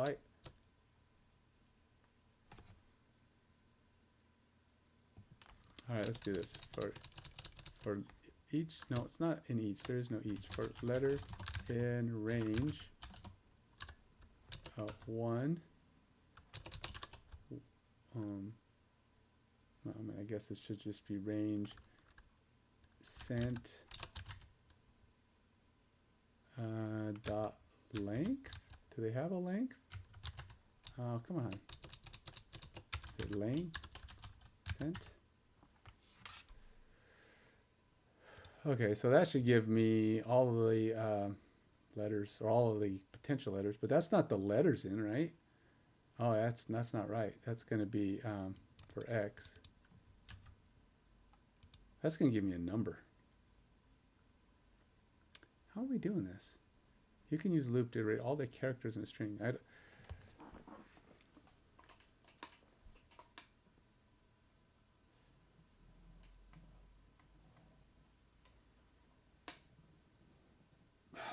Just decompressing my back here. So I'm sitting funny. Probably shouldn't be sitting that way. We can do that, but I want to get. I don't know what the letter. I mean, there's got to be a Python in-string / something thing. So, or car index or something. So we'll want to print like, or if. See, car index will get you a particular. Get you a particular letter. But we want to see.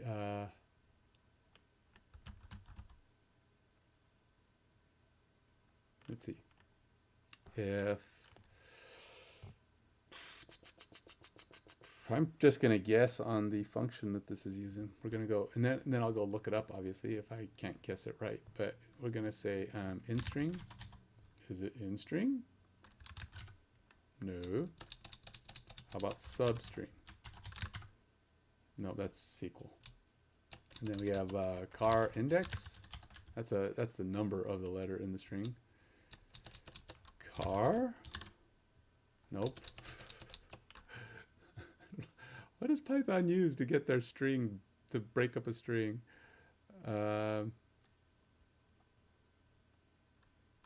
Is it?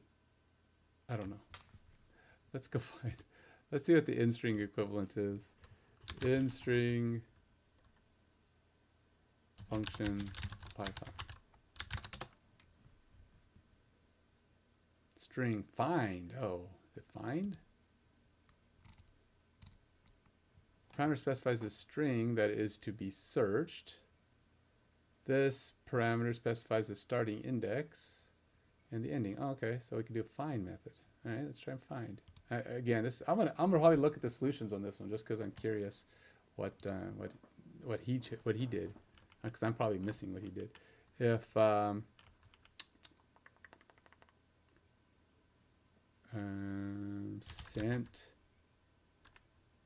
sent or find sent x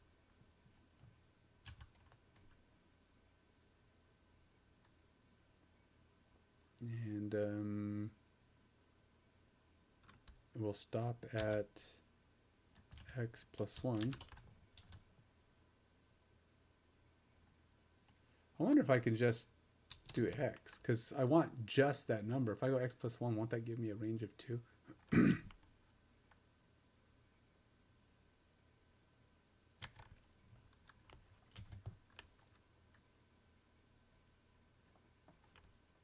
And ask the user in a sentence. Count the number of, okay, equals e equals e. My find does not look to be happy about my usage there.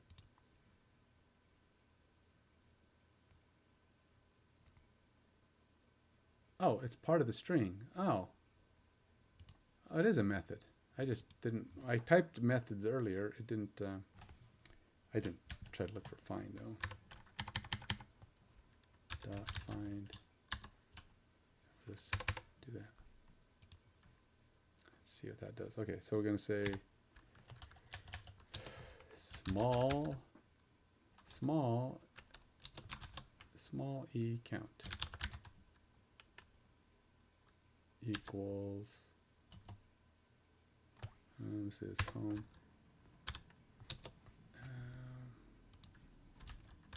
Small e count equals 0. Big E count equals 0. I say small e count equals small e count plus 1. Aleph. Going to do the same thing. We're going to go. Wait, did I do the right thing? Oops, I did the wrong thing. It's this one.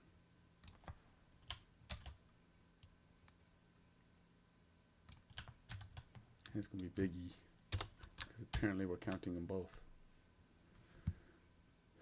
And we're going to say big E count. I got Control C.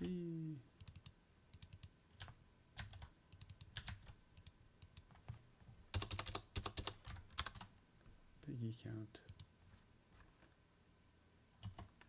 equals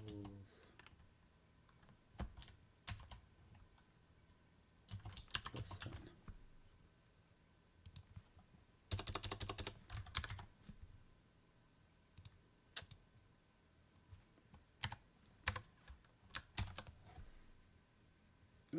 I did manage to do that one. Okay.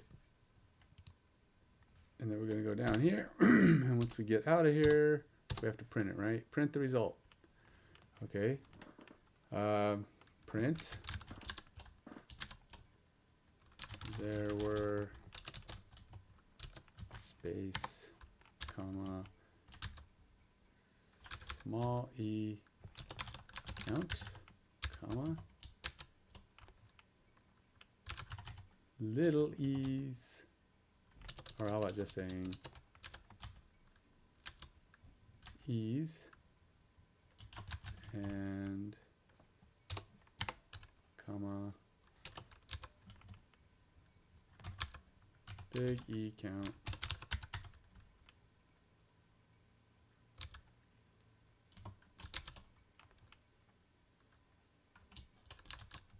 e's, e's, e's. Period. Wow, what is that going to do for me? Did I get anywhere? All right, so we're going to say, give me a sentence. Time for this easy class to be done.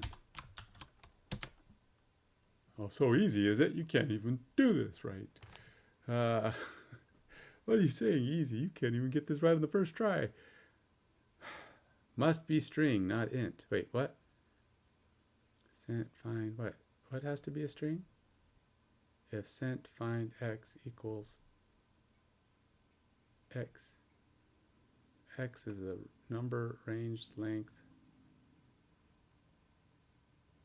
If sent dot find. Oh, so I have to find. Oh, you know what? I didn't even think about it. I should just find e's. Why do I need to look at every one of them? Why don't I just find a little e? That'd be easier. Oh no, but I would be off if I did that, right? Because you're only going to find one, and you can't unless there's a find count. That would be interesting, but that so I have to look at each letter. Never mind. But I did that wrong. What did I do wrong? The parameter specifies the starting index. Okay, so that's x, and the parameter specifies the ending index, which would be x. String find e. Wait a minute, how come the following is an example of the Python find method. In this, we have created a string, hello, welcome to, and trying to find the word to in it. So they're just finding the words, the string, but the index or the substring is found. So it's returning an index. Oh, I'm looking for find at an index point. Starting, so we're looking at where we would look for a value. Guess that kind of sort of works. Because then we're just looking at each letter. That doesn't feel right. This is not the best way. I don't like that. Yeah. Does Python have a string contains? Let's see what that says. If contains blah, if blah, not in some string, continue. Oh, so they're just looking at it. Yeah, but I want to count string. So they're saying is, and it's like not naked one. So that just, these look for it. These are finding it. So yes, we could find an E, but we want to count the E. So we want to find all the E's. So is there a count string? That would really make it easy. Count, string dot find, syntax, dot find, index, substring search. In this example, we search again for Waldo using dot index Waldo. So we're just going to get the index back. They all kind of give you an index back. 8. So they're finding Waldo at 8. So it's going to find the index. Doesn't find also return an index? Why doesn't any of these return a string? That's 8 also. So find does it. Count. Let's see. The count method searches for a specified substring in the target string. It returns a number of non-overlapping occurrences. There we go. It is a count method. That will work. That's better. That's much better. Let's just do this, man. Just go easy peasy. We'll just say small e count. This is, I don't know if this feels like it's too easy now. Small e count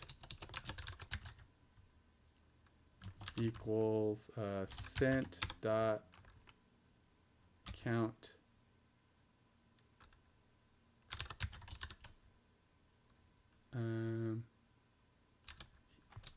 e. Okay, so I'm totally not doing what it asked me to do if I do this though. Should probably, because I'm not doing any for loops, because I just go big e count equals cent dot count e, and it's probably 0 of those, but then I'm totally not doing what I'm supposed to. I just want to look at what the letters are. So I don't want to, I mean, this will work. I could just do this. Put them up here.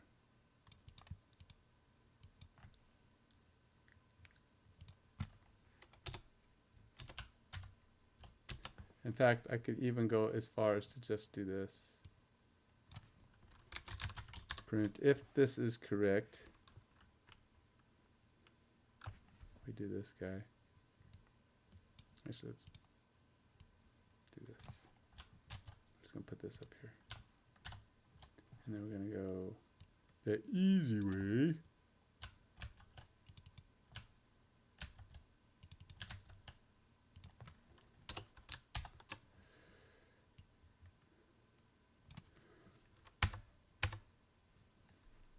And then we're going to do the hard way. We'll do it easy way and hard way. And we'll see if it matches when I do it right. I didn't even put a capital E in my sentence though. Small e count equals, so we're going to go through. We got to still go through each letter. And I just want the index, so we do it by index, but none of these letters return a string. They all return numbers. I don't want it. See, these all return. Oh, here we go, print. Oh, they just print not found if they don't see it. Error substring. Yeah, see, these just return a number, return a number. I don't want to return a number. I want to return a string.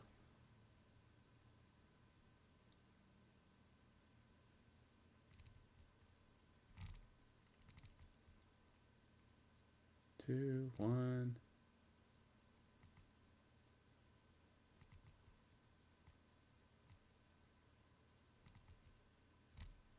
See, they're just looking for particular things. What if I do a substring? Replacing a substring. In this example, it's a replace statement. I don't want a replace method. It's good that they have one. I'll probably need that at some point, but I don't. I want to just find syntax that's going to let me just pull a string. That's all I want. So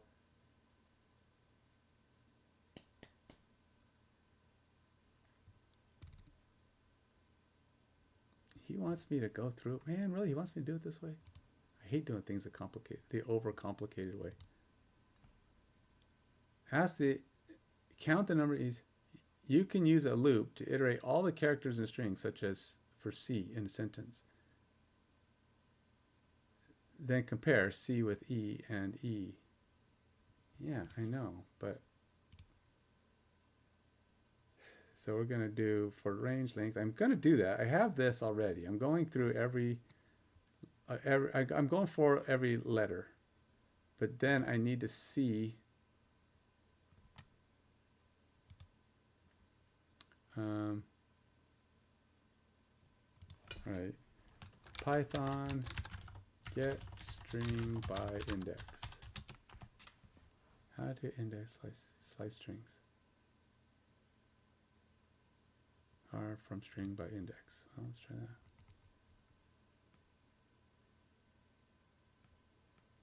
X, length X, out to 45. Now for positive, well,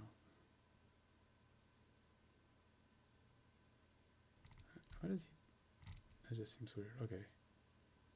In this Python 2 case, you can solve the problem by decoding. Oh my gosh. I think this is more clear than describing it in words.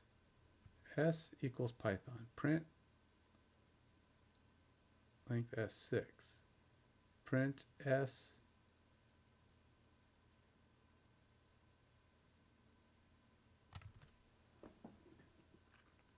Oh. Oh, okay. Didn't know that. That's interesting. So you can take, if, all right, I didn't know you could do that. So if you put it as an array, if you put array on the end of the string and the integer you want, it just returns it according to that. Let's see if that works. I didn't know that. It's definitely a different thing. So we're going to go here, and we're going to get rid of those. And we're going to say if sent x equals e. And we're going to go say if sent x equals that big E. We do that. That should probably work about the same according to that knowledge. But this is going to go up every item in the length. We're going to compare it to E. Supposedly it's comparing them, and we will see if that works. And we're going to say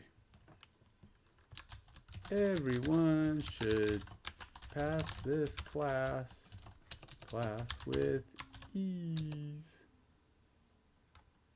Haha, with ease.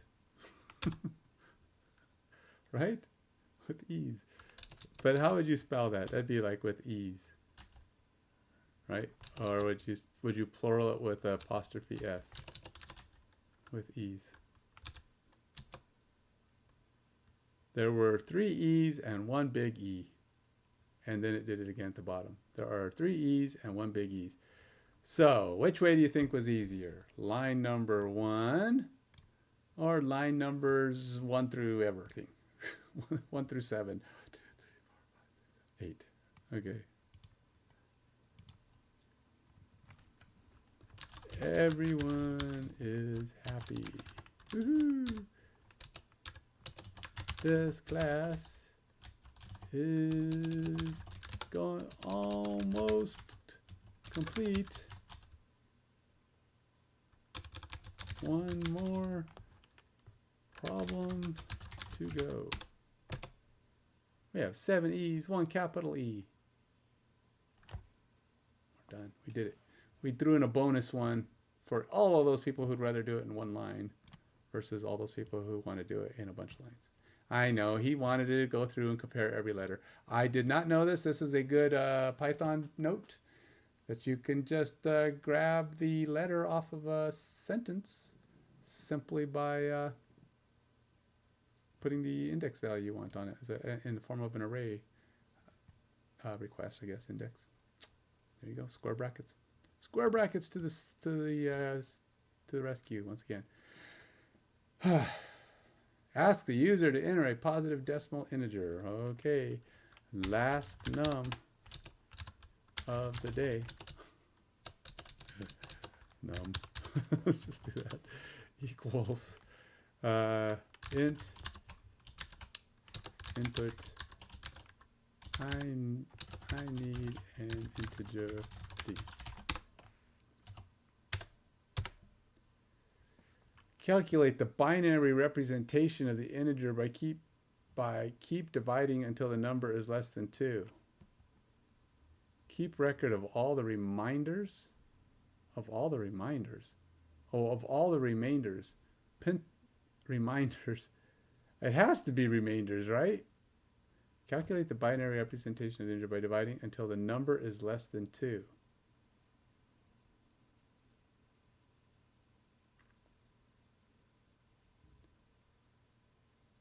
How would you ever calculate the binary of the integer by keep dividing until the number is less than 2? Dividing what? What are you dividing by? Keep record of all the remainders. Print reminders as the binary representation. Remainders as the binary representation. Okay, I don't know what he's talking about. For example, convert decimal 11 to binary. We follow 11% 2 equals 1. You need to record it. 11 to 5.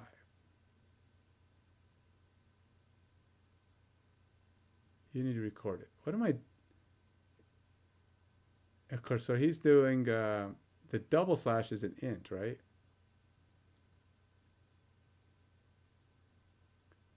And 5 divided by 2 equals 1.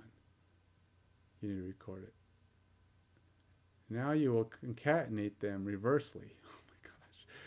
Now you will concatenate them reversely from the last 1, then the 0, then 1, then 1. You get 1, 0, 1, 1 as the binary representation of the decimal 11. Holy moly.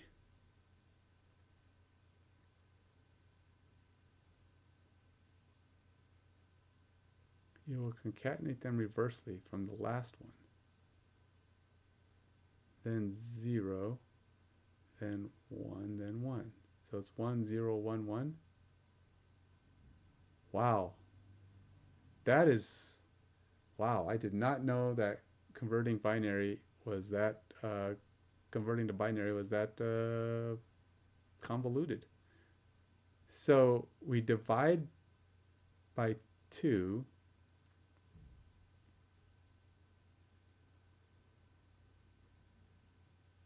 All right, well, let's try this. So, let's see, our bin num equals something. We'll do that in a minute. Our bin num. Okay, so then we're going to go here and we're going to say, ask the number for positive decimal integer. This doesn't seem like an if that a loop thing though, right? Oh, so we keep dividing until the remainder is less than 2. But we're dividing by 2, so the remainder is always going to be just.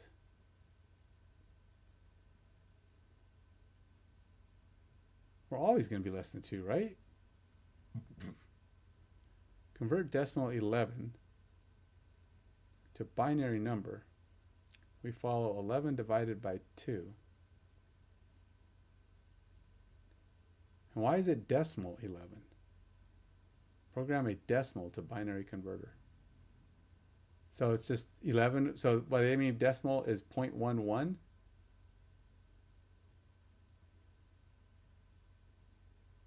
I guess, huh? Ask the user to enter a positive decimal integer. That sounds like an oxymoron. A decimal integer. Okay, so I guess I have to play with it, but I don't see where the for each part of this. Oh, because we might have to go down. We might have to do this multiple times. So if they do like a decimal of a really big number, but we percent to it, it's always going to be a number of 1. But when you do a divide by, anytime you divide by 2, 2 can go into 5 times. Oh, I guess when you're dividing by, okay. For the remainder, it's going to be a 1. But for a regular integer division, it's going to be anything. Okay, let's do this. We're going to say num. We got to put this first while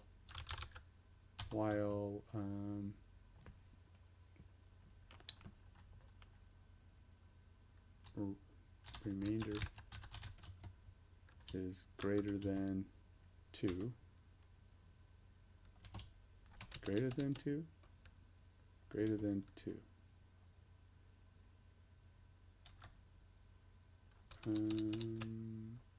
Remainder is greater than or equal to 2. Greater than or equal to 2.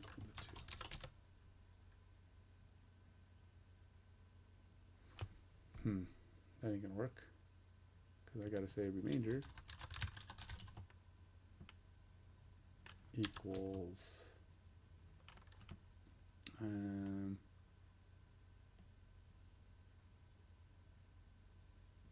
right.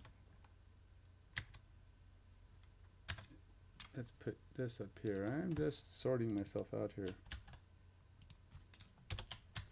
Our bin num equals, which we're going to give it a starting point. We're going to say num %2. Now this is supposed to be the last num, so what we're going to have to do is build this up. So we're going to go num %2, and every new number we get, we're going to put it in front. But we can't add it, so we have to concatenate it. So we'll have to remember to do that. So, yeah. So a concatenation, can you concatenate numbers without it adding them? I think you want to use an and percent instead of a plus. We'll see how that works. So we got num %2, and then we got a remainder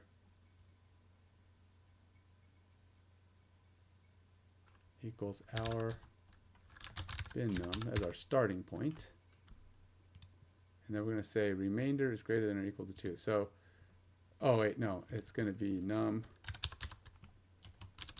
divided by 2. There we go. So that's actually going to go get me whatever the remainder is. So we're going to say remainder is greater than or equal to 2. We're going to do some other stuff.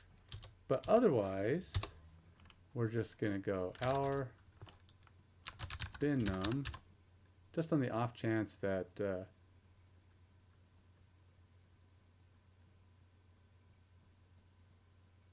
bin num equals,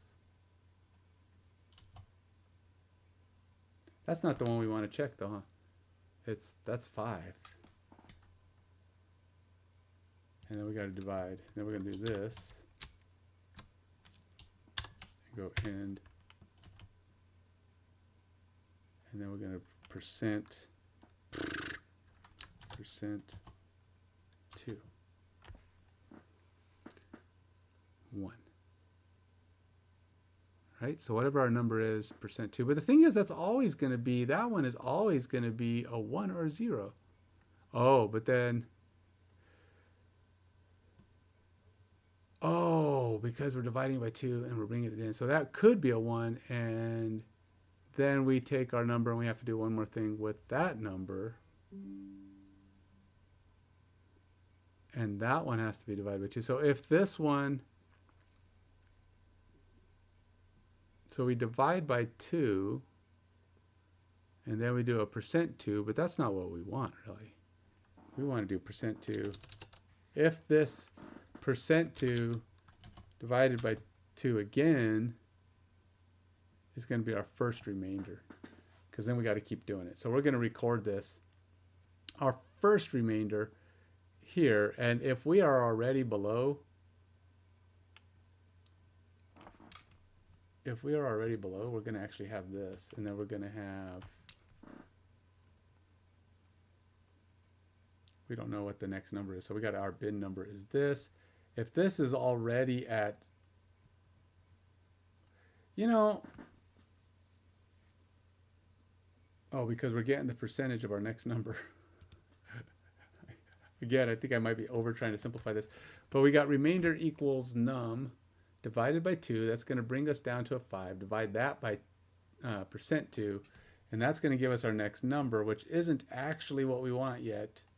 What we really want is to find out if this number here is going to be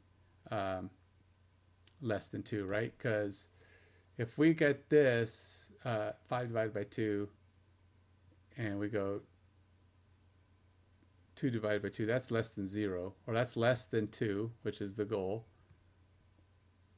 or this number is less than 2. So we get all the way down to the 1. So what number would be primed out right out the gate? I mean, we can solve this with one swipe. If it's on the very first number, it'd be like the number 2, right? Because if it was 2, really, maybe I should just take it all in there and calculate them all instead of trying to figure out what the first solve is. Really what we want is, and it's going to come down to what the last number is. So it's num divided by 2. And if remainder is greater than or equal to 2. If it's not greater than or equal to 2, we're going to skip over this whole 5-bit. We're basically going to go 1. And then it's going to be, if it was the number 2, it'd be 2 divided by 2 is 0. And then it'd be 2 float 2 is 1, and we're 0, 1. So 2 is 0, 1. Is that what that says? Oh, we got to go backwards. So it'd be 1, 0, right? So 2 divided by 2 is 1.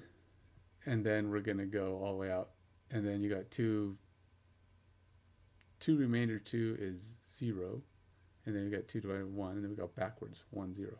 So 1, 0 is 2, apparently. Okay, so we're going to go our bin num. So if it's 2%, 2, that's what we've got to start. That's going to be our first number is 1. And then as long as remainder is greater than or equal to 2, we're going to continue on into the logic. Otherwise, our bin num equals remainder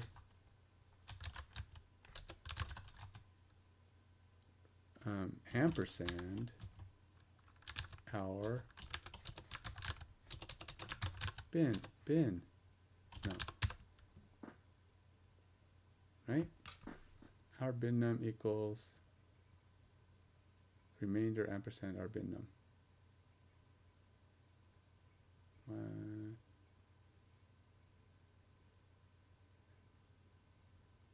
So I can't turn this into a string. Maybe I should just turn these into a string. Just so that it stops trying to be a string at this point. You know, it's not an integer. It's a number that we're building.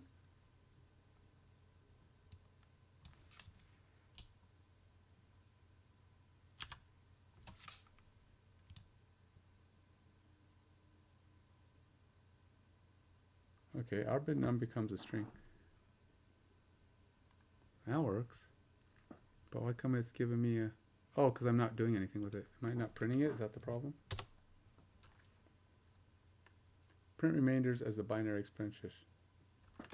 Print our bin num.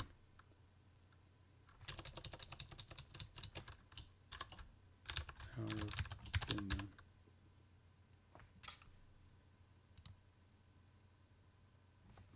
Probably because I don't have anything in here it's complaining about.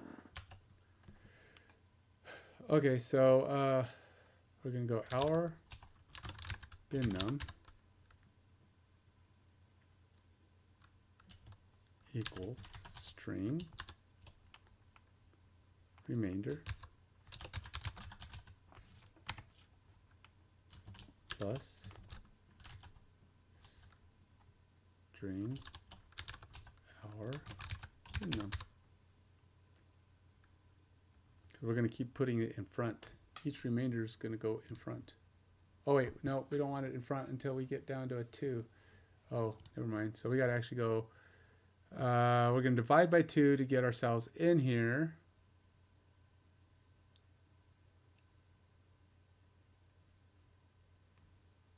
How about, what if I actually just said,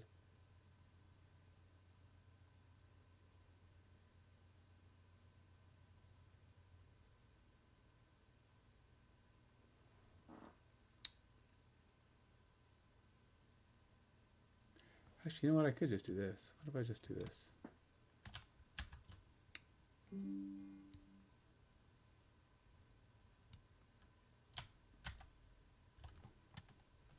All float greater than or equal to 2. Because it's got to go down to less than 2. So then we don't have to do this. Let's just see what happens if I do it this way. If it's greater than or equal to 2, we have to do it again. And once we're in here, we're going to go, okay, so we divide by, we have our num divided by 2 is our first number.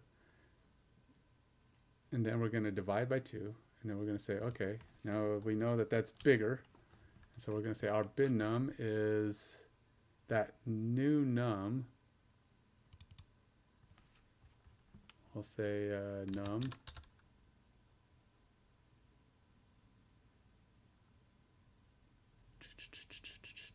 Let's do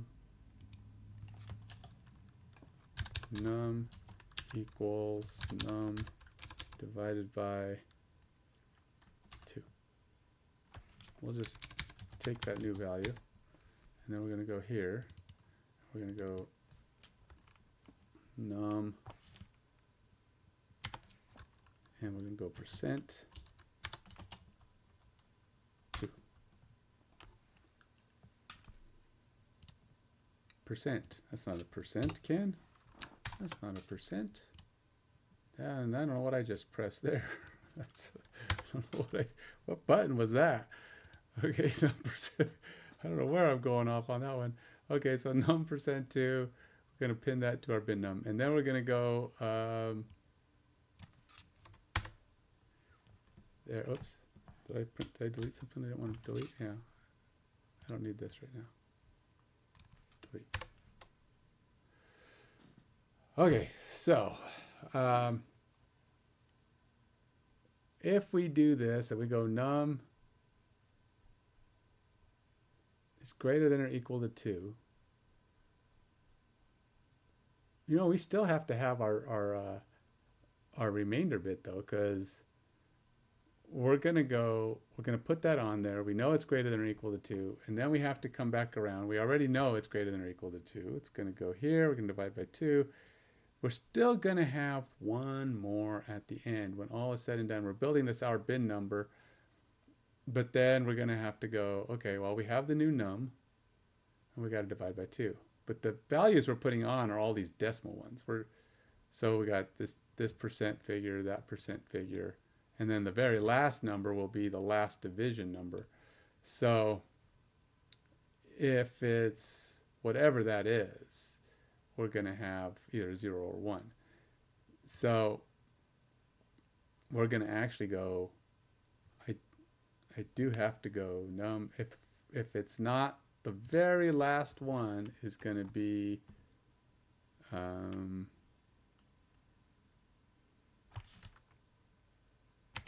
going to go string, we're going to go num 2, right? Oh, and we want to do string delete plus 2. Actually, I could just put a comma. Nope, can't put a comma. Never mind. It's going to put a space. So we're turning num divided by 2 into another number, and we're going to pin that in the front of that one. So the last thing will be this, but we're not going to be here until num divided by 2 is, well, less than 2. So it's going to be a 0 or 1.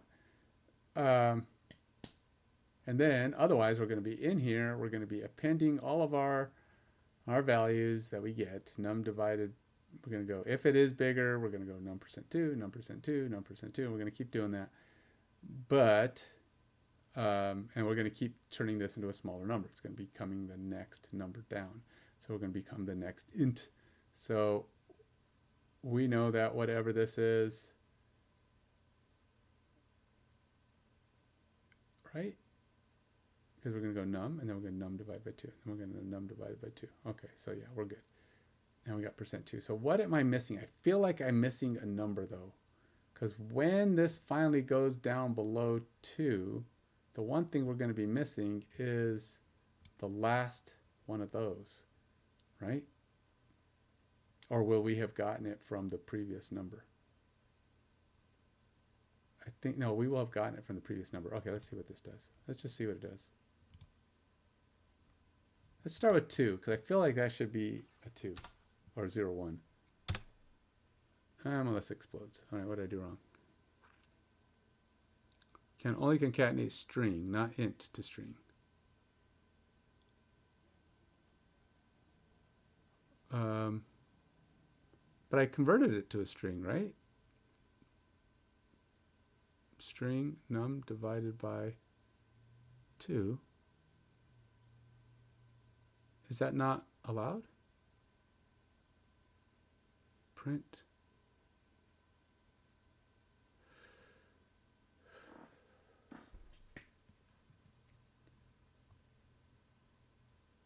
Why can't I do that? Can I do ampersand?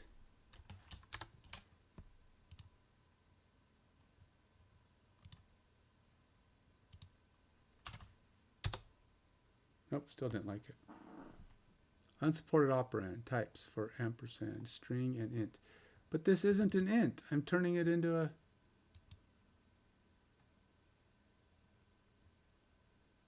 Oh, our bin is... Oh, because I picked the first one. Never mind. This has got to be a string too.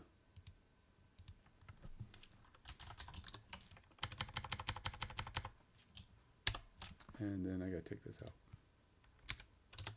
I mean, I think I can use it, but I think plus will work too if it's a string.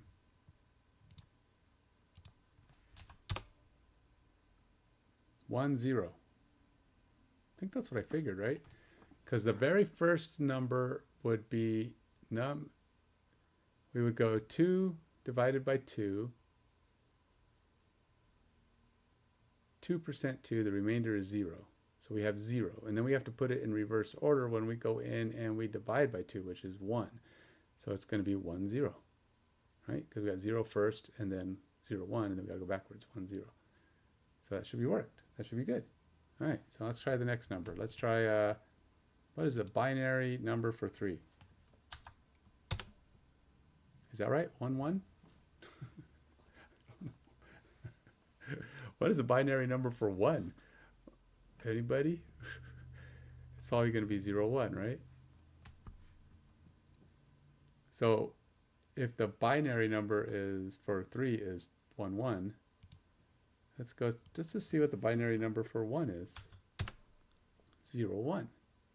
0, 1, 1, 1, 1, 1. No, 0, 1, 1, 0, 1, 1. See, I don't know the binary tables. I probably should know that. If you think a programmer should know that. What is 4 going to go to? 1, 0, 0. That sounds about right. So they're just incrementing a little bit. I think my numbers are working, man. I think I got it. I think this is the binary calculator I've got going here. So basically what's happening here is I got my first number, and then I just slowly append all the remainder ones up here, and we're going to always have 1, 0, 0, 0. And let's try a bigger number. Let's go with 17. It's obviously going to be a lot more numbers, but 1, 0, 0, 0, 1. And because the more numbers you have, the more things you can do with it. So 17 should be binary. Let's do a test of my test. Let's say binary for 17. There it is, 1, 0, 0, 0, 1. Got my math working. Everything's good, man. We are happy campers. Our math is done. Now we are officially done with the assignment for my number 4. We are the masters of our own domains. It's time to move on and call it good. We will mark that complete, and then we will go to this quiz, which is really not, I believe, not a quiz. This is just me clicking buttons, going here, where it asked me if I actually tried, which I did. Let's submit. And then we go get the solutions. But do I care? Yeah, let's go look at their solutions, huh? Let's go look at the solutions. I am curious to see how I did it. I mean, I did it right. Duh. No, just kidding. And but I'm sure I did it different from him. I would be willing to bet boatloads of booger dollars that I did it different from him. Let's go see what this says. What have we done? How do we compare to the master teacher? Go here, we're going to go to here, and then we're going to go take this and put it in there. And it's going to upload, I think. Yes, it did. Where are they at? Solutions? Somewhere. M4 assignment. M4 assignment solutions. There we go. What do we have? Now let's compare. Let's go drop this over here on my left side. And then we're going to go grab the one I did on the right side. So this is my answers, and this is his answers. Welcome to our last assignment. So num, got it, is prime. Okay, so he initialized prime inside of his variable. I did on the outside. Don't think it really matters, but so I said for x in range 1 to num plus 1, he did the same thing. And then we go for x in range 2 to I, as I 2 to x, yeah, it did the same. If x% y equals 0, prime, false, break, oh, we are an exact match, except he did something a little different here. I said if is prime print x,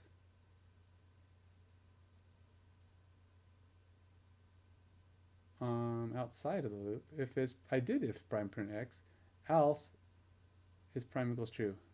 Oh, see, that's why his is better. That's why I have one extra thing aligned. If I initialize it inside, I don't have to do this. In fact, I've done that before. You initialize it when it starts. This way the loop always resets. I reset it at the end because I set it at the start.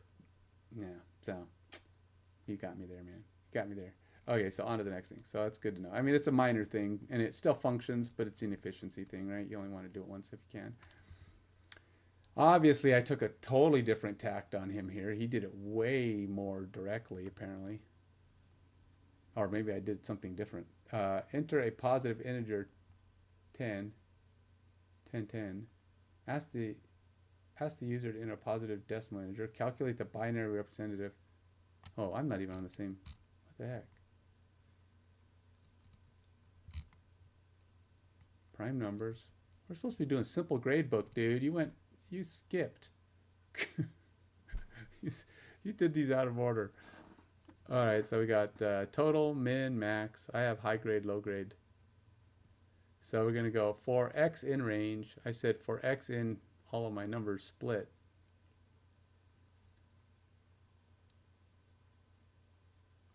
Oh.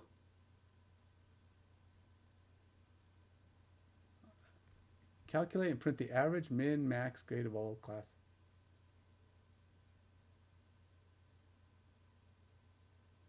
Oh.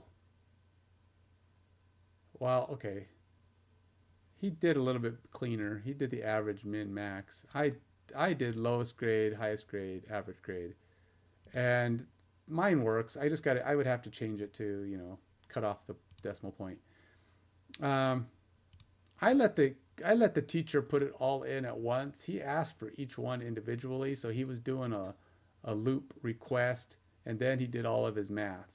I just said put it all in, and then I did all of the math on what she put it in. So different, but I think it still came out with the same result. I didn't ask for the grades separately.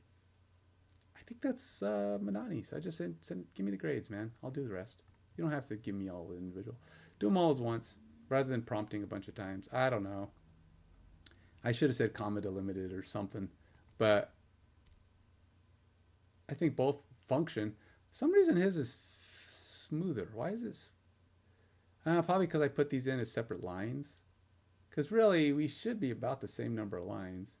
We both did the initial. We did this. Low grade, high grade. How did he do his grades?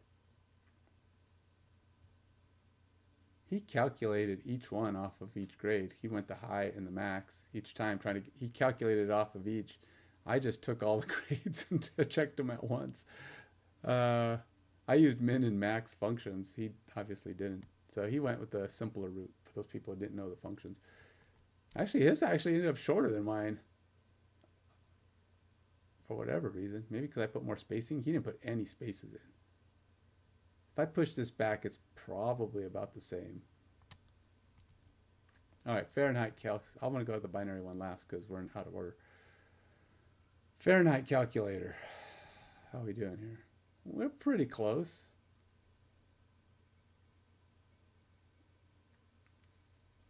Into the Fahrenheit Celsius, Celsius. It's not Celsius. It's not Celsius. Maybe it is Celsius. It is. Never mind. I'm seeing too many math. I see too many spelling errors now. I'm starting to make them up. So he just went and kept printing them. It's kind of what I did. Only because I did the first one.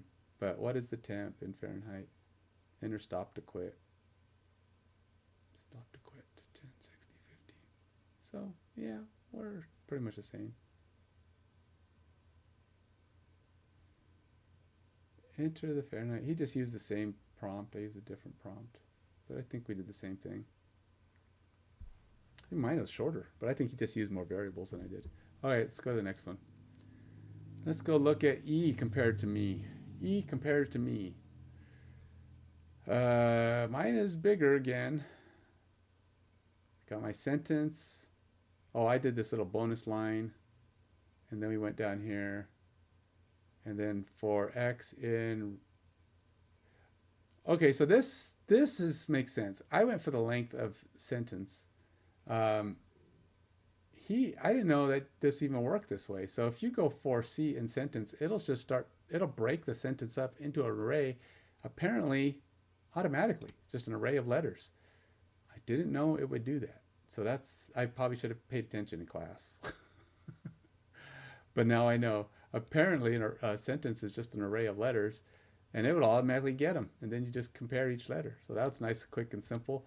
My way actually took the length of it and just went through every letter, same way. And I just compared the sentences, each letter. They both function. Oh, I didn't know the plus equals here. Oh, that's so much nicer. That's also works in C#. I didn't know that was a thing. Nice. Okay, so then he did the same thing. Small e count, big e count. He printed it. So both function. His is nicer because he knew some stuff I didn't know. I mean, I didn't know that we could do the +1 equals thing. That's way faster. I almost did that once at the very beginning when I first saw the counts. But I go, yeah, that probably doesn't work here. That probably doesn't work in Python. I was wrong. And so beyond that, I learned two things here. Sentence is a string. You know, I'm actually going to put that in my notes. In Python, a string is an array of lettuce. So you can actually just use it as an array made for loop, i.e. C in some sentence.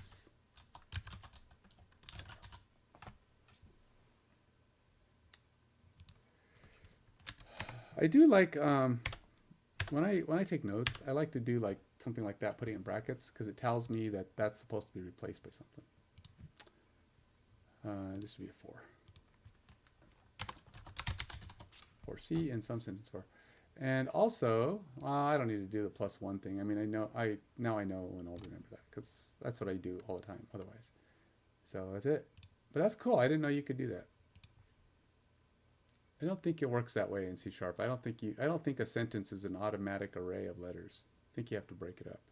But I don't know. I don't know that I've ever tried it. So it's hard to say if something exists if you haven't tried it or had a need to. I mean, how often do I need to break up a sentence into individual letters like that? Ultimately, this is the best way to do that. I mean, I know we were doing the for loop test, but I got this done in one sentence, so that's better. All right, last one, binary. Let's go check our binary test.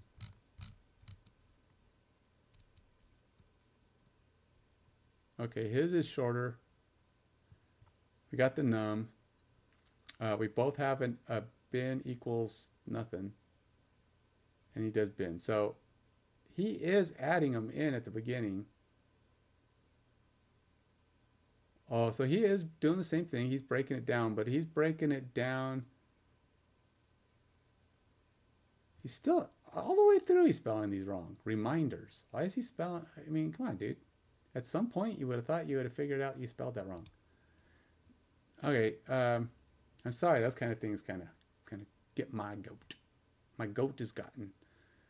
So we're kind of doing the same thing. I have an extra space, so that's probably part of it, but it's not a huge amount. So he's got 1, 2, 3, 4, 5, 6, 7 lines. And 1, 2, 3, 4, 5. We both did it in 7 lines. We kind of went about it slightly different, but we got the same result. We both got our bin. We both added it to it. I guess if you just change, well, bin is already a string because he made it a string up here. I started off, so theoretically, for small numbers, mine will be faster. Mine will be faster if your number's less than 2.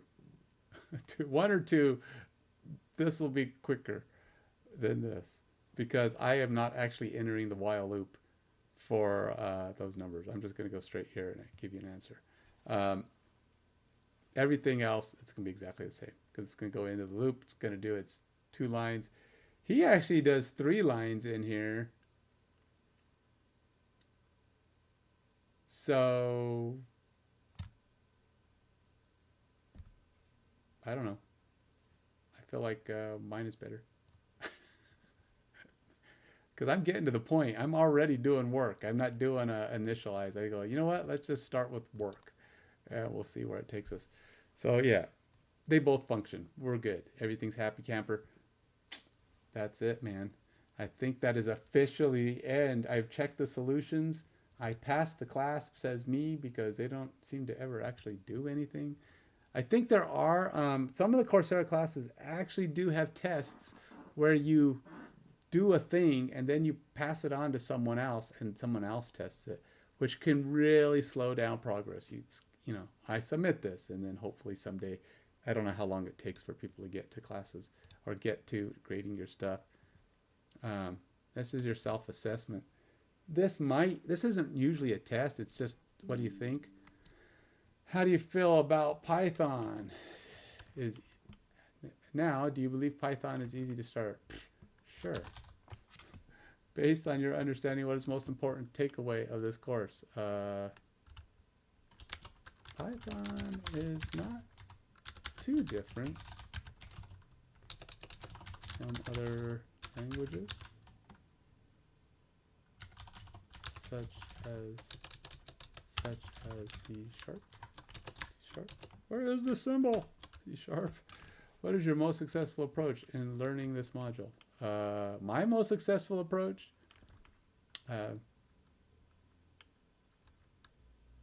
Keep looking for more ways to do the same thing more efficiently.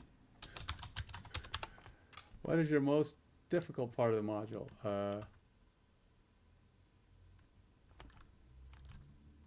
Not knowing binary or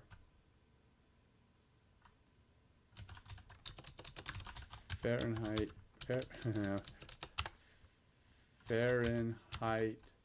conversions. Those were the most difficult because I actually didn't know them. I had to learn it, and I mean, he gave you the formula for Fahrenheit, but you know, definitely. I understand. Or submit. Let's get done with that. What's left? Is that it? Is that the end of it? Is my class completed? Do I get a certificate? Video, congratulations. Go next. Let's listen to him congratulate me for 1 minute. 4 modules in this course. Small tasks, and you played with variables, functions. Functions, we have used them We're going to learn more in next course and get even more power unlocked. the You range, have and we will unlocked for the advanced next complex, level. and I'll see you soon. Doo-doo. Done. Now what? What do you do now? Is that it? We're done? There's not like a finish? You have completed this class and now you could just yeah. That's it. Congratulations, you're done. There's no more. There's no buttons. There's no way to get out other than just go back to the Coursera menu. I guess. Notes. Discuss. Huh. All right, well, guess that's it. Done. Does it show you done? Is there somewhere where it says, hey, you completed this? Let's see, accomplishments.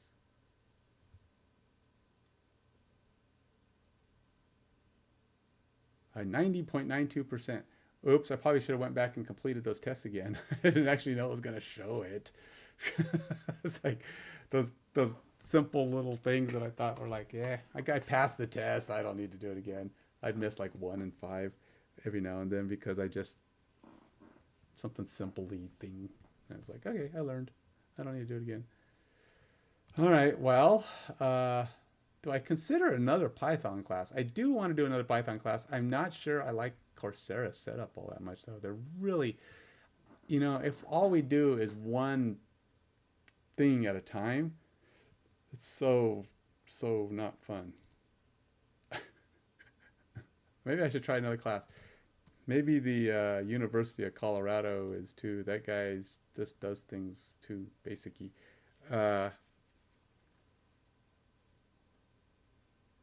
Expressway to Data Science. Introduction to Python Functions. Maybe that's what I need to do. Go start looking at functions and methods and stuff like that. That's probably what I should start doing. That looks a little bit more interesting. What is that? Another University of Colorado? Yeah, but if it's the same guy, I just don't think it's going to be good. I don't know. I don't want to do one little thing at a time. He's got weird approach. I don't know. I'll have to pick something. But let's finish GraphQL this afternoon. I'm going to wipe that one out. And then we will... so you can apparently add these to your LinkedIn profile.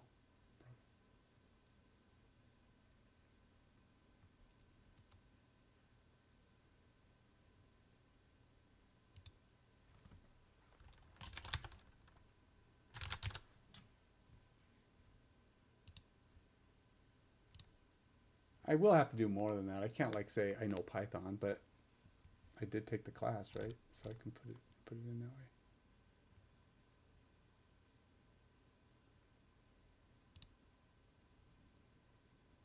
No. I don't need to share it. I don't need to share. Who wants to know that? You did a fundamentals class. Whoopee. If I did like an advanced class, maybe.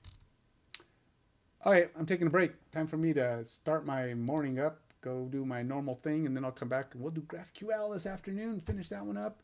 And then I got to pick a new class for maybe tomorrow or whatever. And then I can do a couple other things. In celebration of finishing 2 classes in one day, hopefully. The other one is only like, I mean, I've already done half of it. So there's only like 4 bits left on that one too. But I will get to that one next.